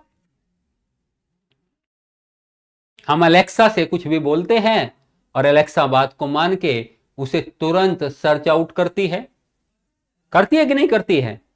और भारत में तो अलेक्सा से लोग पता नहीं कैसे कैसे क्वेश्चन पूछ लेते हैं। अच्छा, कुछ लोग तो गूगल को भी पागल बनाते हैं, गूगल से भी पूछ लेते हैं। भारतीय लोग कैसे होते हैं, जैसे कोई अकेला स्टूडेंट रहता है कहीं पर, गूगल से भी पूछा जाएगा तो गूगल से भी पूछ लेते हैं आज भंडारा कहां हो रहा है, बताओ जी आज भंडारा कहां हो रहा है, इसे ये पूछना है, गूगल से पूछ रहा है। अलेक्सा को कोई कोई प्रपोज कर देगा। पहले तो शुरू में अलेक्सा को जैसे बोलते थे आई लव यू अलेक्सा, तो कंफ्यूज हो जाती थी कि क्या जवाब दूं। अब वो अलेक्सा तुम बहुत सुंदर हो, और कंफ्यूज, अब वो सब के सब बातों का जवाब दे देती है। लेकिन फिर भी भारतीय तो भारतीय है, अलेक्सा से भी बहुत सारे जबरदस्त जबरदस्त क्वेश्चन पूछ डालते हैं। अब जैसे अलेक्सा से कोई पूछ ले, अलेक्सा बाखड़ी भैंस कहां मिलेगी, भैंस भैंस भैंस भी, और उसकी भी एक कैटेगरी, वो कहां मिलेगी। अलेक्सा बेचारी को, अलेक्सा को इस प्रकार की भैंस का कुछ पता ही नहीं है। ये कुछ लोग टेक्निकल बहुत ज्यादा साउंड हो गए, लेकिन वो अलग तरीके से साउंड हो जाते हैं। ऐसा होता है कि नहीं है? तो मैं ये बताना चाहता हूं कि जैसे जैसे मनुष्य सभ्य होता जाता है वो टेक्निकल साउंड होता जाता है, तकनीकी रूप से और अधिक अच्छा होता जाता है। तो मेसोलिथिक पीरियड में चित्रों का आकार छोटा हो गया, ठीक है, चित्रों का आकार क्या हो गया, छोटा हो गया। दूसरी बात, अब लार्जेस्ट यानी कि बड़े बड़े चित्र जो है वो बड़े बड़े विशाल चित्र नहीं बनते थे, छोटे बनते थे। दूसरा, लार्जेस्ट नंबर ऑफ पेंटिंग्स, इस काल में बड़ी संख्या में पेंटिंग्स प्राप्त हुई है। इस काल में बड़ी संख्या में पेंटिंग्स प्राप्त हुई है। स्मॉलर इन साइज, यानी कि ये साइज में कैसे थे, देखो यहां पर हिंदी में हम लिख रहे हैं स्मॉलर इन साइज, यानी कि साइज में छोटा आकार था इनका। कैसा आकार था, छोटा आकार था। और शिकार का दृश्य था इनके पास, शिकार करते थे ये, डांसिंग करते थे, नृत्य करते थे। और प्रेग्नेंट वीमेन का भी फोटो है, सॉरी प्रेग्नेंट वीमेन का भी, यानी एक गर्भवती महिला का भी शैल चित्र है यहां पर। एक महिला को अपने बच्चों के साथ दिखाया गया है, यानी कि मनुष्य को अब यह ज्ञान हो गया था कि गर्भवती महिला जो है वो किस तरीके से, मतलब किस तरीके से उसे अंकित किया जाए और वो किस तरीके का उसका जीवन यापन होता है, और एक गर्भवती महिला और एक गैर गर्भवती महिला में क्या डिफरेंस होता है, ये उसे सब चेतन रूप से सारी चीजें समझ में आ रही थी। क्लियर हुआ? तो इसलिए मदर चाइल्ड यानी कि मां और बच्चे का फोटो बनाया गया है, मां और बच्चे का फोटो बनाया गया है, पिक्चर बनाया गया, सेल चित्र बनाया गया है, पेंटिंग। तो इसलिए ये सारे सेल चित्र यहां पर बनाए गए हैं, मां और बच्चे का भी सेल चित्र बनाया गया है। अब यहां पर ताम्र पाषाण काल में देखो, इस काल में और इस काल में अंतर आया कि नहीं आया? आया। सबसे ज्यादा पेंटिंग, बिल्कुल सबसे ज्यादा पेंटिंग मेसोलिथिक पीरियड की मिली है। क्लियर? अब देखो चालकोलिथिक पीरियड में, देखो यदि चालकोलिथिक पीरियड की बात करें तो कॉपर स्टोन एज, इसमें यानी कि इसमें तांबे और पत्थर के औजार मिले हैं, तांबे प्लस पत्थरों के क्या मिले हैं, तांबे और पत्थरों के औजार मिले हैं, इसे कॉपर स्टोन एज कहते हैं। Used copper stone agricultural activities, इसमें सबसे ज्यादा जो चित्र बनाए गए हैं, देखो कहते हैं तुम जैसा किसी दिन तुम जब सैड फील करते होगे, तुमने अनुभव किया होगा कि जब तुम सैड फील करते हो किसी किसी दिन, मान लो आज तुम्हारा महिला मित्र से झगड़ा हो गया, मान लो हो गया रामलाल का झगड़ा महिला मित्र से। अब ये रामलाल दुखी दुखी फिर रहा है, घबराया घबराया फिर रहा है, परेशान परेशान फिर रहा है, किसी से बात नहीं कर रहा है, बाल भी ऐसे बिखरे हुए हैं, बिल्कुल एकदम पूरे तरीके से घूम रहा है ऐसे ही। उस समय जो एक गाने सुनेगा ना, उस समय जो एक गाने सुनेगा, उस समय गाने भी ऐसा सुनेगा, ये दुनिया ये महफिल मेरे काम की नहीं, और ओए राजू प्यार ना करियो दिल टूट जाता है, ये ऐसे ऐसे गाने सुनता फिरेगा, है ना। और यदि मान लो ये किसी दिन खुश है, बहुत प्रसन्न है, ये बहुत प्रसन्न है, तो ये गाने भी वैसे ही प्रसन्नता के सुनेगा। आओ दिलदार चले चांद के पार चले, हम है तैयार चले, उस समय चांद के पार जाने की बात सोचता है ये। बात समझ रहे हो कि नहीं? तो मैं ये बताना चाहता हूं, ये उदाहरण देके मैं आपको ये बताना चाहता हूं कि जैसा आप सोचते हो, जिस तरह के एनवायरनमेंट में आप रहते हो, वैसा ही चीजें आपके दिमाग में चलते हैं और वही आपके कार्य में दिखते हैं। दिखते हैं कि नहीं दिखते हैं? अब देखो यहां पर ध्यान से, तो ताम्र पाषाण काल में एग्रीकल्चर होने लगी थी, तो एग्रीकल्चर होने लगी तो कृषि के शैल चित्रों का अंकन किया गया, कृषि के शैल चित्रों का अंकन किया गया। अरे भाई मध्य पाषाण काल में कृषि के शैल चित्रों का शैल चित्र कैसे बनाए जा सकते थे? क्योंकि मध्य पाषाण काल में तो कृषि का आविष्कार ही नहीं हुआ था, वहां तो झूम खेती होती थी। व्यवस्थित कृषि तो कॉपर स्टोन एज में शुरू हुई, तो यहां पर कृषि के चित्र, जैसे माहौल में मनुष्य रहेगा वैसे ही चित्र बना देगा। तो यानी कि यहां पर कृषि के क्रियाकलापों को दर्शाया जाता था। और हिस्टोरिकल पीरियड में क्या दर्शाया गया, यहां पर हिंद यूनानी व शक प्रभाव देखा गया। यानी कि हिंद यूनानी और शक प्रभाव का मतलब है हिंद यूनानी कलाओं का प्रभाव देखा गया। और शक जो आए भारत में आक्रमण करने के लिए, शकों का और हिंद यूनानियों का जो भारत में आक्रमण हुआ उससे प्रभावित ये चित्र रहे बहुत सारे। और इसमें बहुत सारी कृषि से संबंधित, पशुओं से संबंधित, हथियारों से संबंधित, युद्धों से संबंधित ये सारे के सारे चित्र यहां पर दिखाए गए हैं। युद्धों के भी दृश्य है, यहां पर युद्धों के भी दृश्य है।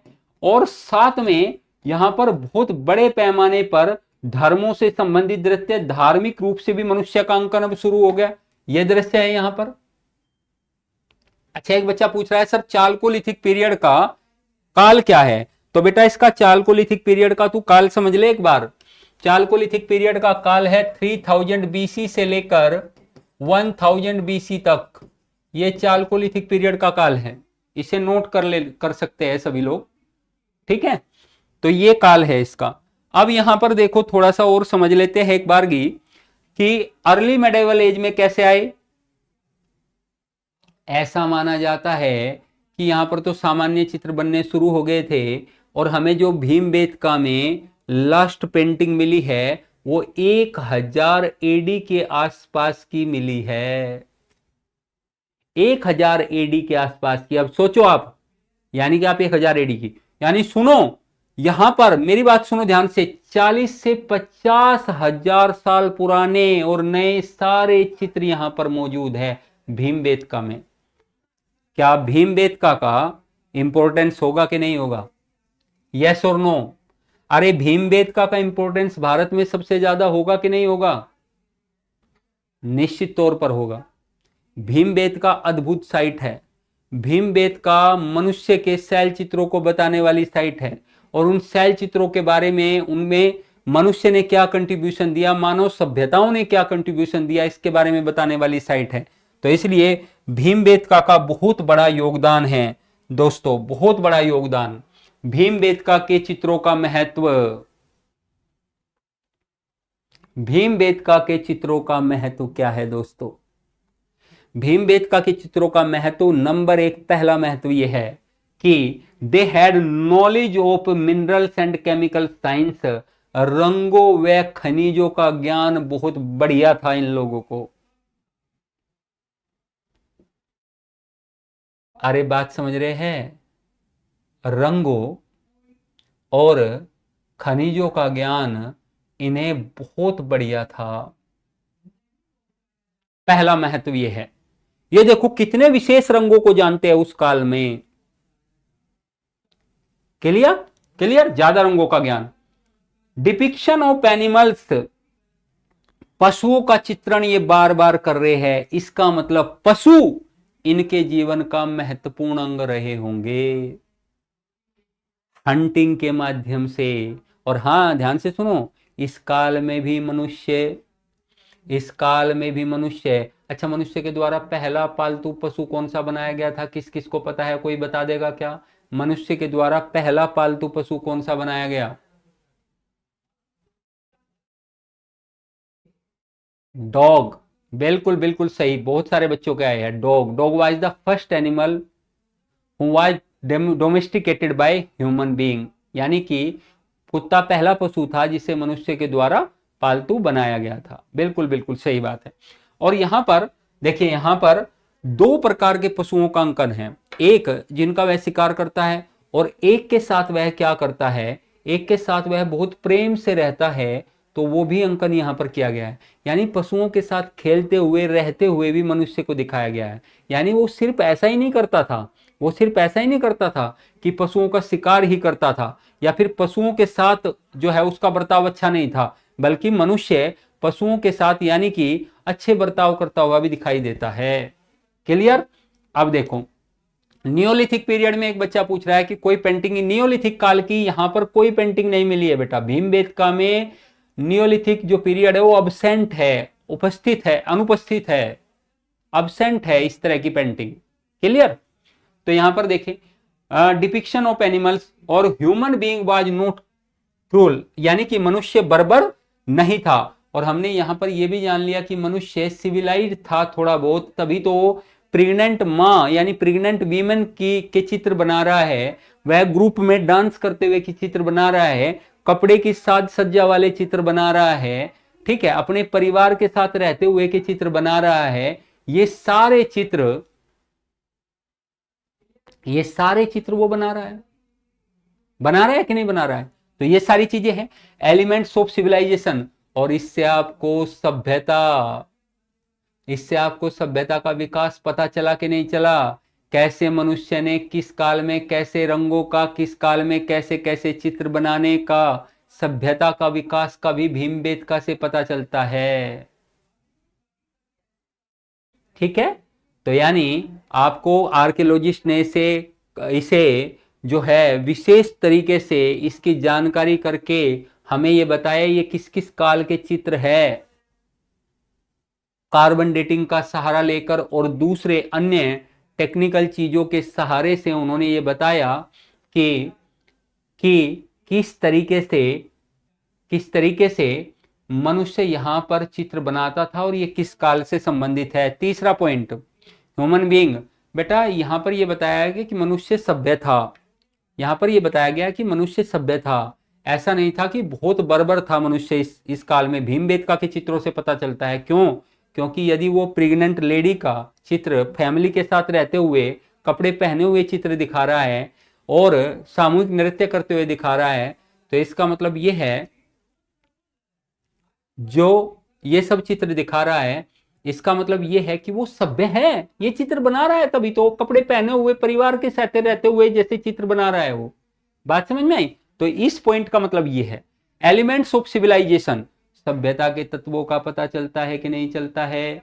भीमबेटका के पेंटिंग से हम एलिमेंट्स जानते हैं सभ्यता के। अरे यस और नो, यस और नो, बात है। और ताकि तुम्हें याद हो जाए बेटा, सारी चीजें याद हो जाए। ठीक है, अब देखो यहां पे importance of pre historical paintings, in paintings का इंपोर्टेंस और आपको बताया हुआ है। हमें क्या क्या पता चलता है उनके बारे में, हमें यहां से क्या क्या पता चलता है? तो पहली बात हमें पता चलता है their life style, these paintings helps us to understand about early human being. ये चित्र हमें प्रारंभिक तौर पर मनुष्यों के जीवन के बारे में जानकारी देते हैं। पहला, उनकी जीवन शैली कैसी थी, उनकी खान पान की कैसी आदत थी, उन फूड हैबिट्स क्या थी, उनकी खान पान की कैसी आदत थी, खान पान क्या खाते थे वो, हंटिंग यानी कि मांसाहारी थे, कंदमूल फल इकट्ठा करते थे यानी शाकाहारी भी थे। ठीक है, डेली एक्टिविटीज, प्रतिदिन वो क्या क्या करते थे, जैसे वो शिकार खेलते थे, नृत्य करते थे। ठीक है, देयर माइंड, उनका मस्तिष्क कैसे चलता था, वो मस्तिष्क में क्या चल रहा है वही तो चित्र बनाओगे। कल क्या बताया था, शैल चित्र क्या है, चित्र क्या है? मनुष्य के द्वारा ये पहली अभिव्यक्ति है, मनुष्य ने जो भी पहली बार एक्सप्रेस किया वो चित्रों पे किया। यदि आपसे कोई पूछे कि मनुष्य ने पहली बार अपनी अभिव्यक्ति किस रूप में की, तो आप बता देना चित्र के रूप में। फिर वो पूछेगा ये चित्र कहां से मिले, तो बता देना है तो भारत के कई भागों से मिले, लेकिन महत्वपूर्ण चित्र तुम्हें बताए तो लखुडियार से मिले और भीमबेटका से मिले, और भीमबेटका और लखुडियार के चित्र दिखा भी देना, तो सामने वाला समझ जाएगा अच्छा मनुष्य ने पहले अपने आप को ऐसे अभिव्यक्त किया। बहुत गहरी गहरी बातें बताते हैं तुम्हें, बातों ही बातों में। समझ में पता नहीं तुम लोगों के आती है कि नहीं आती है। बात समझ में आई? अगला पॉइंट, और द वे ऑफ थॉट, वो कैसे विचार करता था, इवोल्यूशन ऑफ ह्यूमन बीइंग, मानव का विकास कैसे कैसे हुआ, और ग्रेटेस्ट वेल्थ फॉर अस, हमारे लिए ये बहुत बहुमूल्य है, हमारे लिए ये बहुत बहुमूल्य है।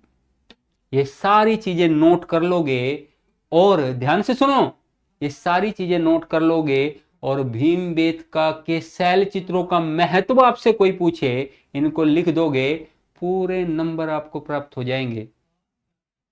एग्जामिनर भी पढ़कर गदगद हो जाएगा।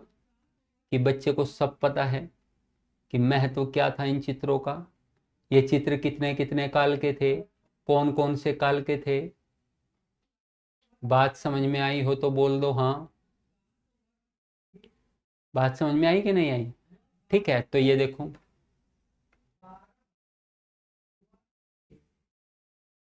क्लियर? देखो यहाँ पे, तो ये यहां तक पूरा क्लियर हो गया। भीमबेटका की पेंटिंग्स पूरी क्लियर हो गई। चलो अब आगे बढ़ते हैं। यहां पर हमारा पहला चैप्टर जो है वो कंप्लीट हो जाता है। जो चैप्टर फर्स्ट है वो आपका कंप्लीट हो गया।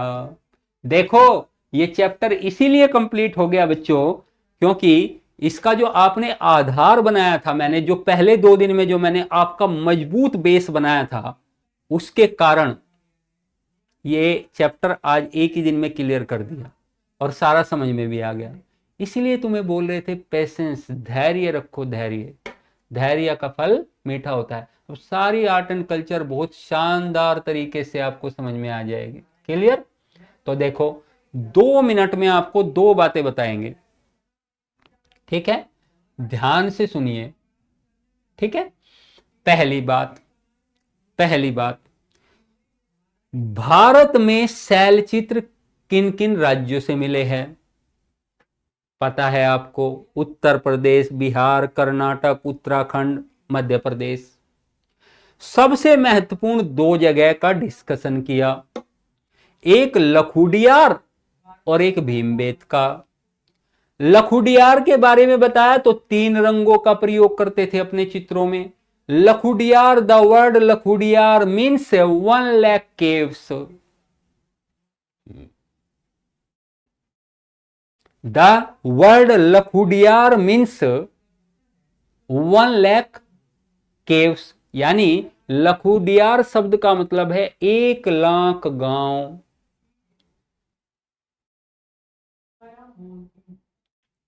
बात समझ में आई बच्चों? 1 लाख गांव। तो इसलिए कुल मिलाकर के वहां पर जो चित्र मिले वो कई सारे चित्र मिले। मनुष्य के मिले, ज्यामितीय आकृतियों के मिले, और एनिमल्स के मिले। वहां से सबसे बढ़िया कौन सा दृश्य मिला? सामूहिक नृत्य करते हुए व्यक्ति मिले। लखुडियार बताया, फिर बताया भीमबेटका, फिर बताया भीमबेटका। भीमबेटका को बहुत डिटेल से पढ़ा दिया। भीमबेटका से मेंस का क्वेश्चन भी लिख डालोगे यूपीएससी का, ऐसा बता दिया तुम लोगों को। कैसे चित्र मिले, किन किन कालों के मिले, कौन कौन से विषय थे, कौन कौन से रंगों का प्रयोग किया, क्या इनका महत्व था, भीमबेटका कितने क्षेत्रफल में फैला हुआ है, भीमबेटका की खोज किसने की।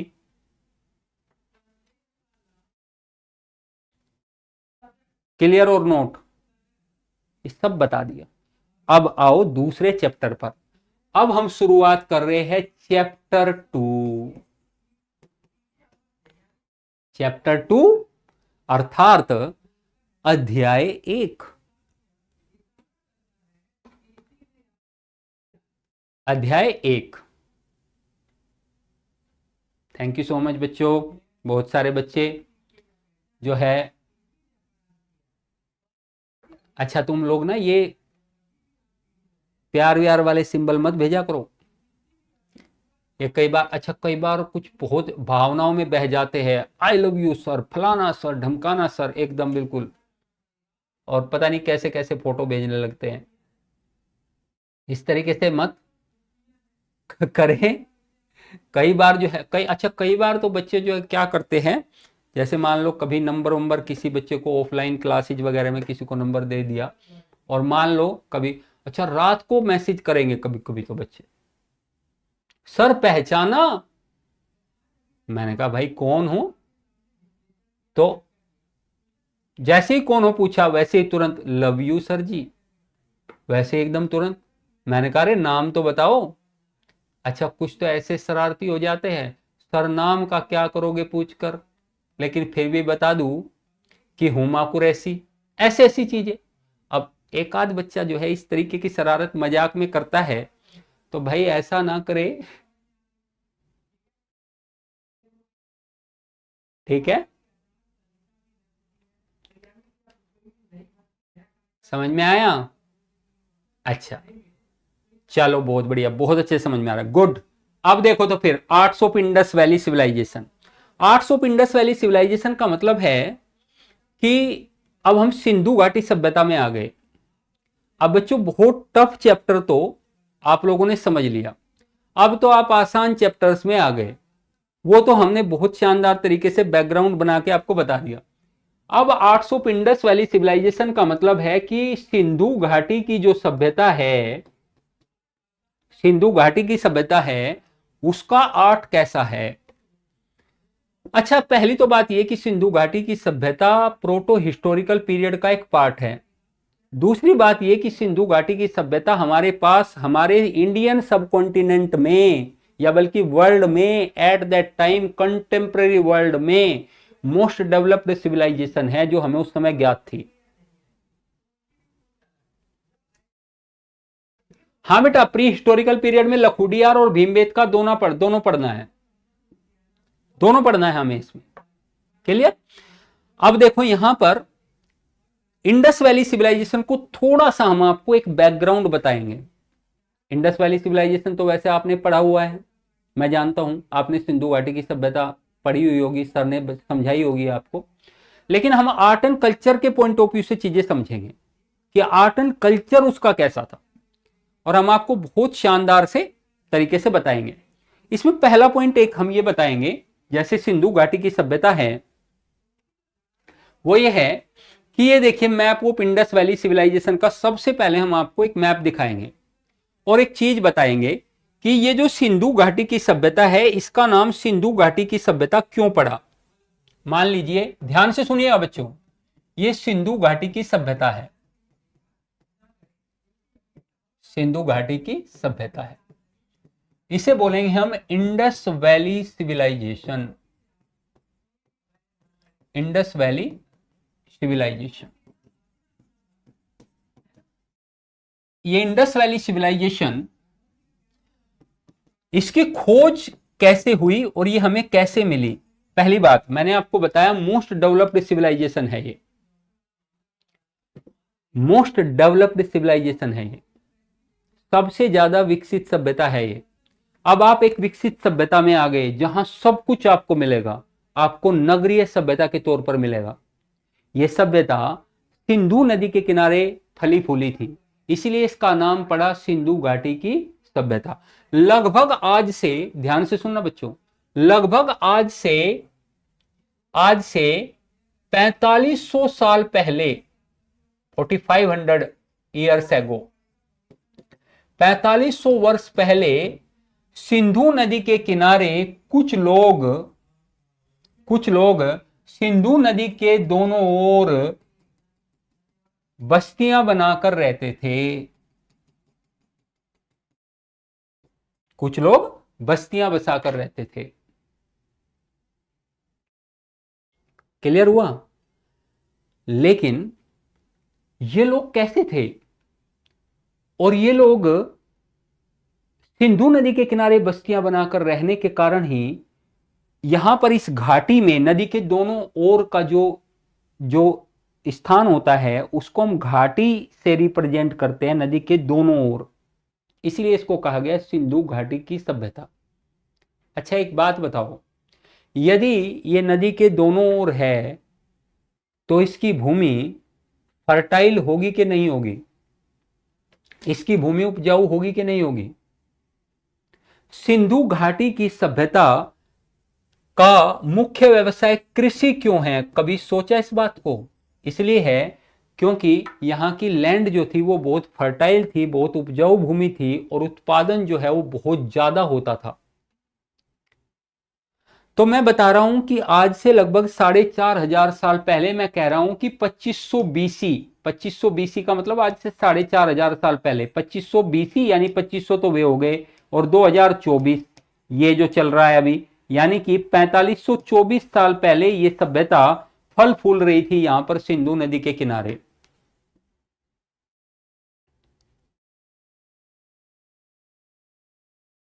लेकिन बच्चों हैरानी की बात और दुख की बात यह है कि लगभग 700-800 साल के बाद इस सभ्यता का भारत में पतन हो गया और हमें ये सभ्यता कंटिन्यू नहीं, यानी कि इसका जो सभ्यता का जो काल था या इस सभ्यता की जो स्थिति थी वो हमें निरंतर दिखाई नहीं देती।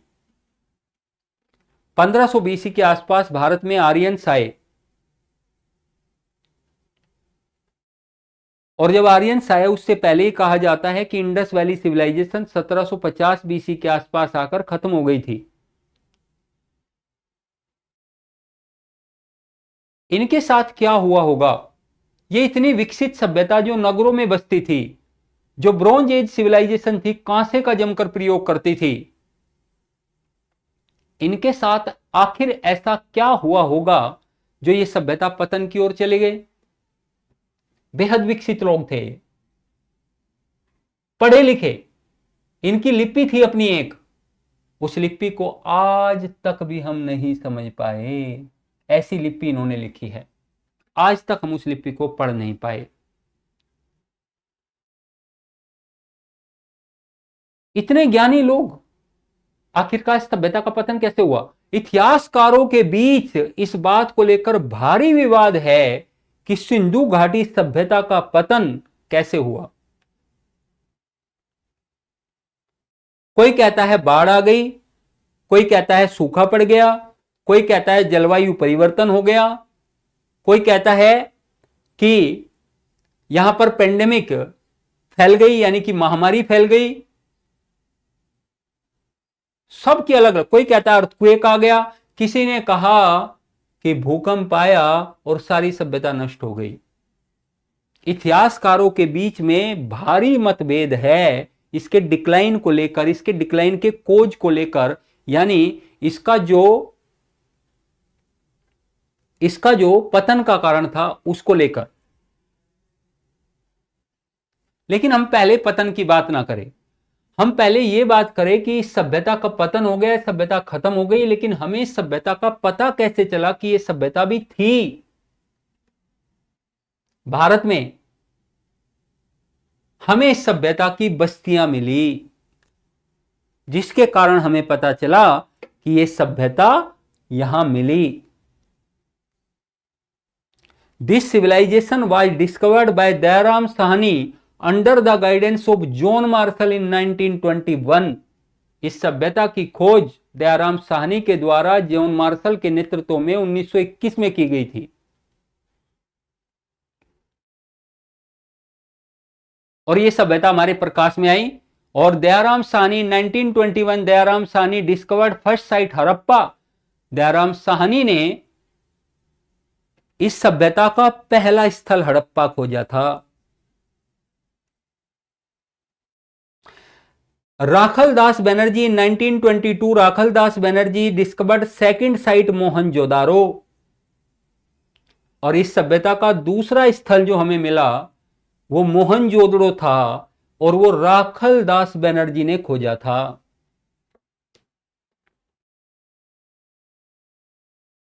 इस सभ्यता की खोज भी कैसे हुई?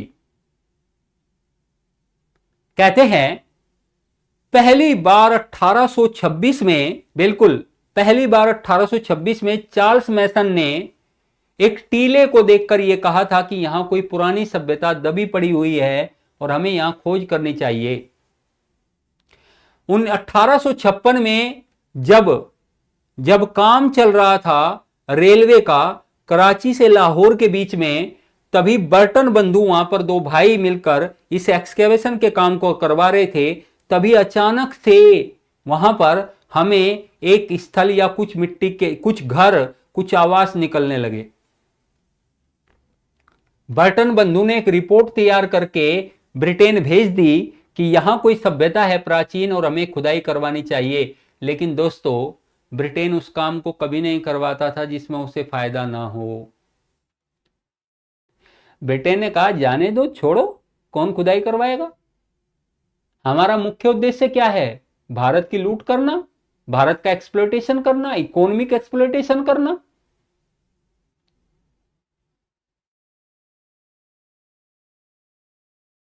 बात समझ में आई? और जब कहा जाता है कि ब्रिटिश ने इसके बारे में कोई सुध नहीं ली, जॉन मार्शल जब ब्रिटेन के आर्कियोलॉजिकल डिपार्टमेंट के हेड थे, तब उन्होंने भारत की, एक दिन वो कार्यालय में कहते एक फाइल ढूंढ रहे थे, जो फाइल वो ढूंढ रहे थे वो तो नहीं मिली, लेकिन ये भारत की एक फाइल उनके हाथ लगी। तो कहा जाता है उन्होंने तब ये आदेश दिया राखल दास बनर्जी, सॉरी, दयाराम साहनी के अंतर्गत वहां पर उत्खनन करवाया गया, और उत्खनन करवा करके जो नज़ारा सामने आया वो बहुत शानदार था दोस्तों। क्या नज़ारा सामने आया भाई, क्या नज़ारा सामने आया? एक घर, दूसरा घर, तीसरा घर, चौथा घर, मैपिंग के हिसाब से बने हुए घर, एक बड़ा शहर खुदाई में सामने निकल कर आ गया, हड़प्पा। कौन सा साइट आ गया निकल कर सामने? हड़प्पा। इस नगर को देखकर दयाराम साहनी, जॉन मार्शल हक्के बक्के रह गए। रावी नदी के किनारे ये मिला हमें हड़प्पा, पंजाब के मंटागोमरी में।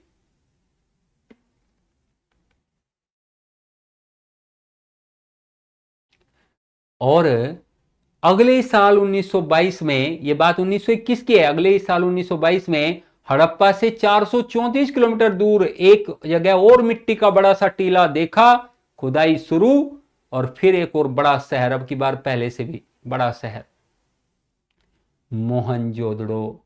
मोहनजोदड़ो पर तो एक मूवी भी आई हुई है। इसके बाद तो बच्चों जहां टीला दिखे वहीं खुदाई और शहर, एक टीला खुदाई शहर, टीला खुदाई शहर, टीला खुदाई शहर, देखते देखते कई सारे स्थल सामने आ गए निकलकर। आज की बात बच्चों यदि हम करें तो इंडस वैली सिविलाइजेशन के 2000 से ज़्यादा स्थल हमें मिल चुके हैं, छोटे और बड़े।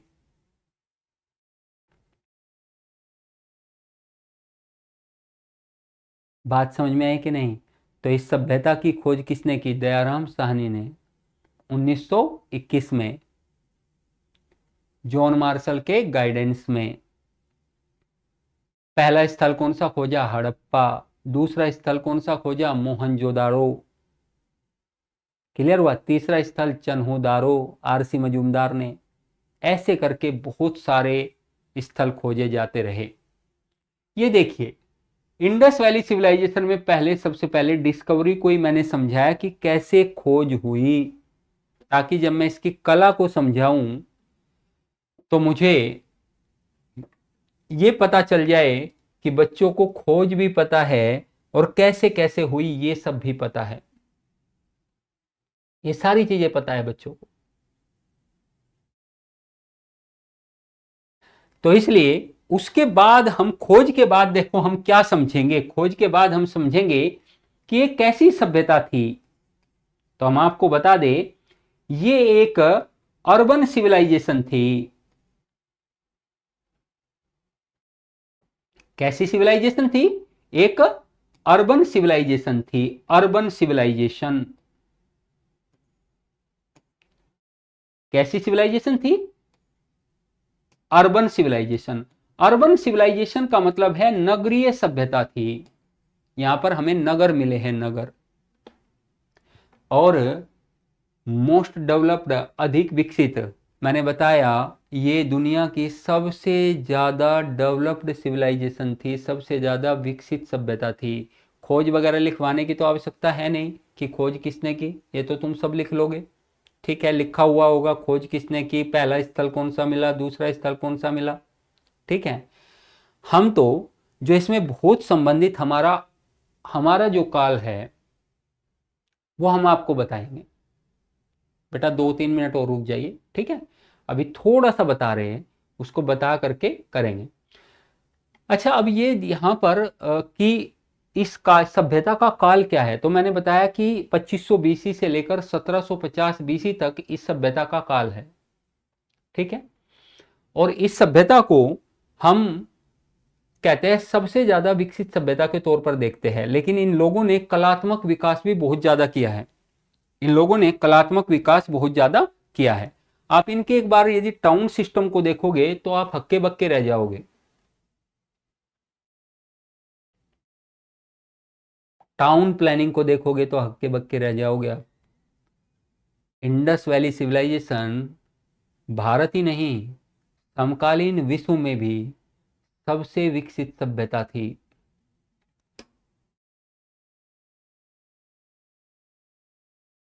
बात समझ में आई? और बहुत बड़े भाग पर फैली हुई थी दोस्तों। देखिए, यह है क्षेत्रफल 12,99,600 वर्ग किलोमीटर में फैली हुई थी। आज के भारत का 40% है ये।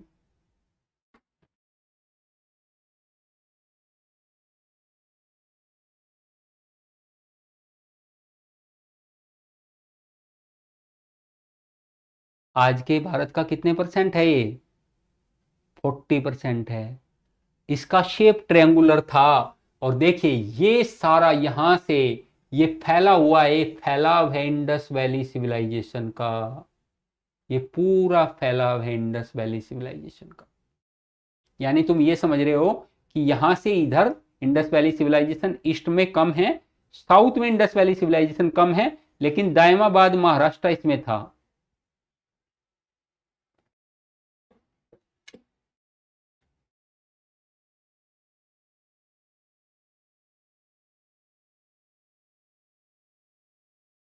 अच्छा, ये एक बेवकूफ है, ये पूछता रहता है सर आपके कोलगेट में नमक है क्या? अच्छा, तो ऐसे ही मान जाएगा बेटा या कुछ मतलब ले दे के मानेगा कुछ?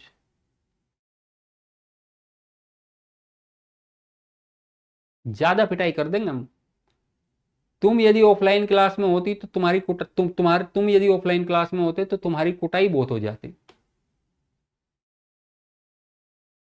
बात समझ में आई? तो खैर बच्चों, हम आपको बैकग्राउंड बता रहे थे, और बैकग्राउंड थोड़ा सा बताया है आज, ताकि कल जब हम शुरू करें तो आपको सारी चीजें समझ में आ जाए। ठीक है? तो आज के लिए इतना ही रहेगा दोस्तों। कल हम कल हम आगे की चीज़ों को कंटिन्यू करेंगे, और इंडस वैली सिविलाइजेशन को चैप्टर को कंप्लीट करेंगे हम कल आर्ट एंड कल्चर के पर्सपेक्टिव से। क्लियर हुआ? हमारा उद्देश्य क्या है? आर्ट एंड कल्चर के पर्सपेक्टिव से। और हाँ, आप पूरा प्री हिस्टोरिकल पीरियड लर्न करके आओगे, पूरा लर्न करके आओगे, कल हम सुनेंगे क्लास में। पूरा लर्न करके आओगे, कल हम सुनेंगे। ठीक है? और फालतू कमेंट कोई करेगा, ब्लॉक हो सकते हो, या फिर बैच से भी बाहर। सोच समझ कर कमेंट करना है। ठीक है? Okay, thank you so much.